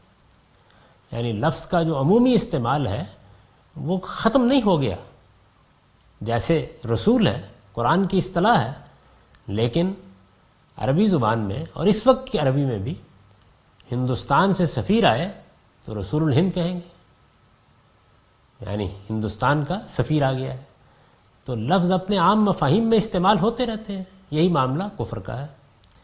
اور جب ہم اس پہلو سے عربی زبان میں گفتگو کر رہے ہوتے ہیں یا کوئی چیز لکھ رہے ہوتے ہیں تو وہاں ہر انکار پر کفر کا اطلاق کر سکتے ہیں۔ وہ ایک بدیہی چیز ہوتی ہے، وہ کسی سائنسی حقیقت کا انکار بھی ہو سکتا ہے۔ ایک دوسری چیز وہ ہے جہاں پہ کفر اللہ تعالیٰ کے ہاں ایک جرم بنتا ہے، جس میں وہ لعنت کا مستحق ہو جاتا ہے، جب اللہ تعالیٰ اس پر عذاب کی وعید سناتے ہیں۔ یہاں اب یہ محض انکار نہیں ہوتا، بلکہ ہٹ درمی، ضد اور انانیت کا انکار ہوتا ہے۔ یہاں حق واضح ہو چکا ہوتا ہے، اس وجہ سے اللہ تعالیٰ اس پر سزا کا اعلان کرتے ہیں۔ اللہ تعالیٰ کے ہاں یہ قانون ہے کہ وہ اسی چیز کی سزا دیتے ہیں جس پر وہ ہر لحاظ سے آدمی کو واضح کر چکے ہوں۔ وہ یہ کہتے ہیں کہ ما کننا معذبین حتی نبعث رسولا، ہم تو اس دنیا میں بھی کسی قوم کو اس وقت تک سزا نہیں دیتے جب تک کہ ایک رسول کو مبعوث کر کے اپنی حجت ہر لحاظ سے اس پر پوری نہ کر دیں۔ یہ تکفیر، یعنی یہ کہنا کہ یہ شخص ضد، ہٹ درمی اور انانیت کی وجہ سے منکر ہو گیا ہے اور اب یہ سزا کا مستحق ہے، یہ فیصلہ صرف اس عالم کا پروردگار ہی کر سکتا ہے۔ یعنی لفظ کفر کا عمومی استعمال تو عربی زبان میں ہوتا ہے، قرآن میں بھی ہوا ہے، آگے آپ دیکھیں گے اس کی مثالیں آئیں گی، لیکن جب یہ کفر اس مقام پر پہنچتا ہے جب اللہ تعالیٰ کہتے ہیں لعنت اللہ علی الکافرین، جب اللہ تعالیٰ یہ کہتے ہیں کہ ان کے لیے ابدی جہنم ہے، سزا کا اعلان کرتے ہیں، تو پھر یہ بتاتے ہیں کہ اب یہ خدا کی طرف سے منکر قرار پا گئے ہیں، یہ اب مجرم ہے۔ یعنی کفر جرم کب بنتا ہے؟ وہ اس وقت بنتا ہے جب اللہ تعالیٰ جن حقائق کو منوانا چاہتے ہیں آدمی جانتے بوجھتے ان کا انکار کرتے ہیں۔ تو یہاں پر وہ لوگ زیر بحث ہیں، اور یہ اللہ تعالیٰ ہیں جو ان کے بارے میں یہ بتا رہے ہیں، اور آگے چل کر اس کی تفصیل کریں گے۔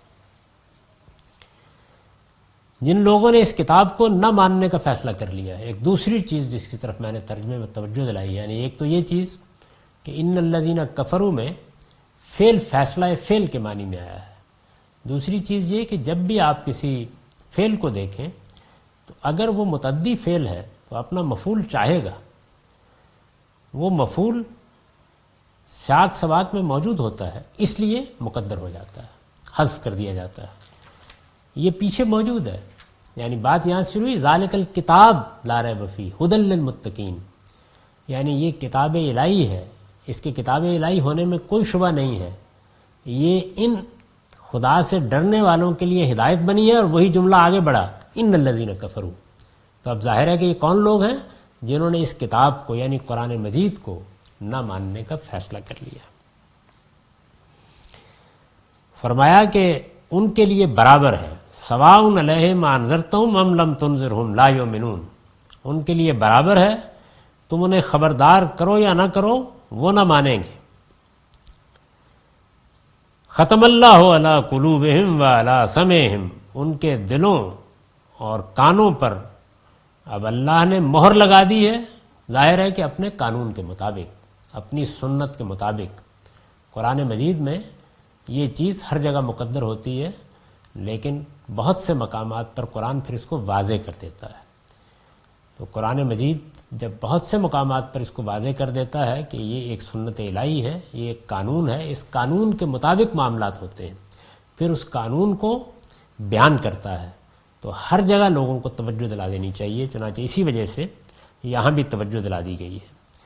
ختم اللہ علی قلوبہم وعلی سمعہم، ان کے دلوں اور کانوں پر اب اللہ نے اپنے قانون کے مطابق مہر لگا دی ہے۔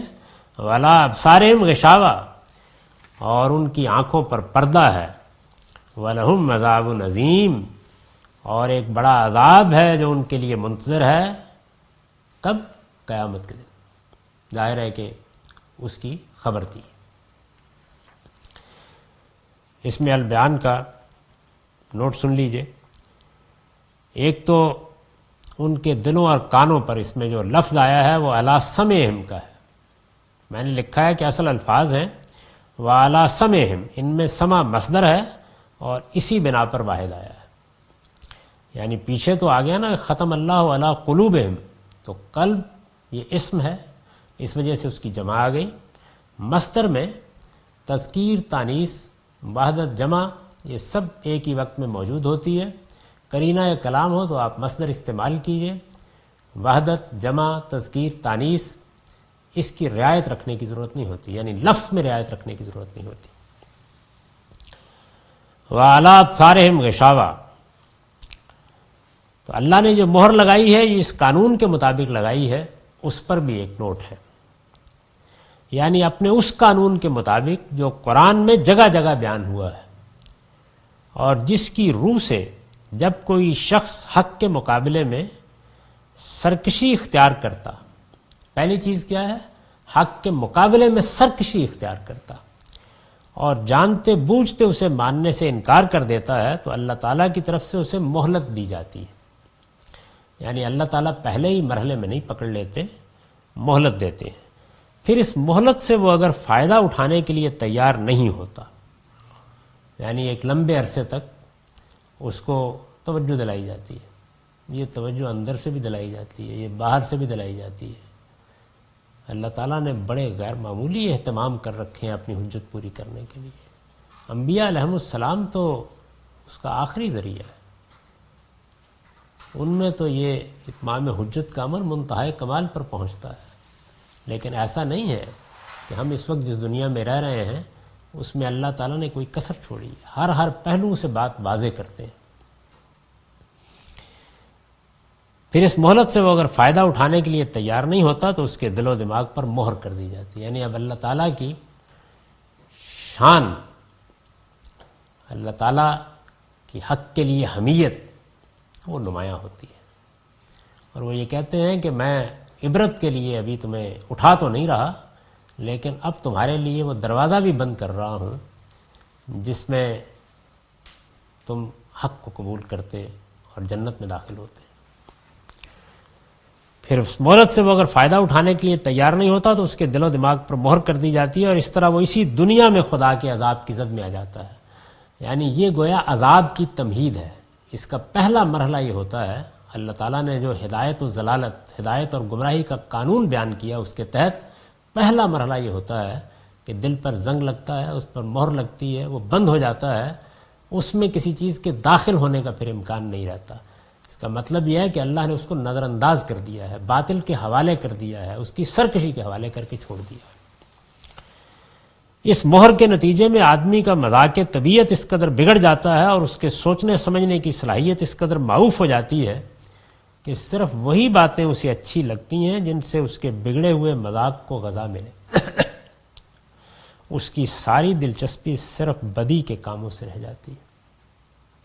نیکی کی بات معقول سے معقول اسلوب میں بھی کہی جائے تو اس سے اسے وحشت ہوتی ہے. وہ کبھی دل کی آمادگی اور اس کے حضور کے ساتھ اسے سننے کے لیے تیار نہیں ہوتا.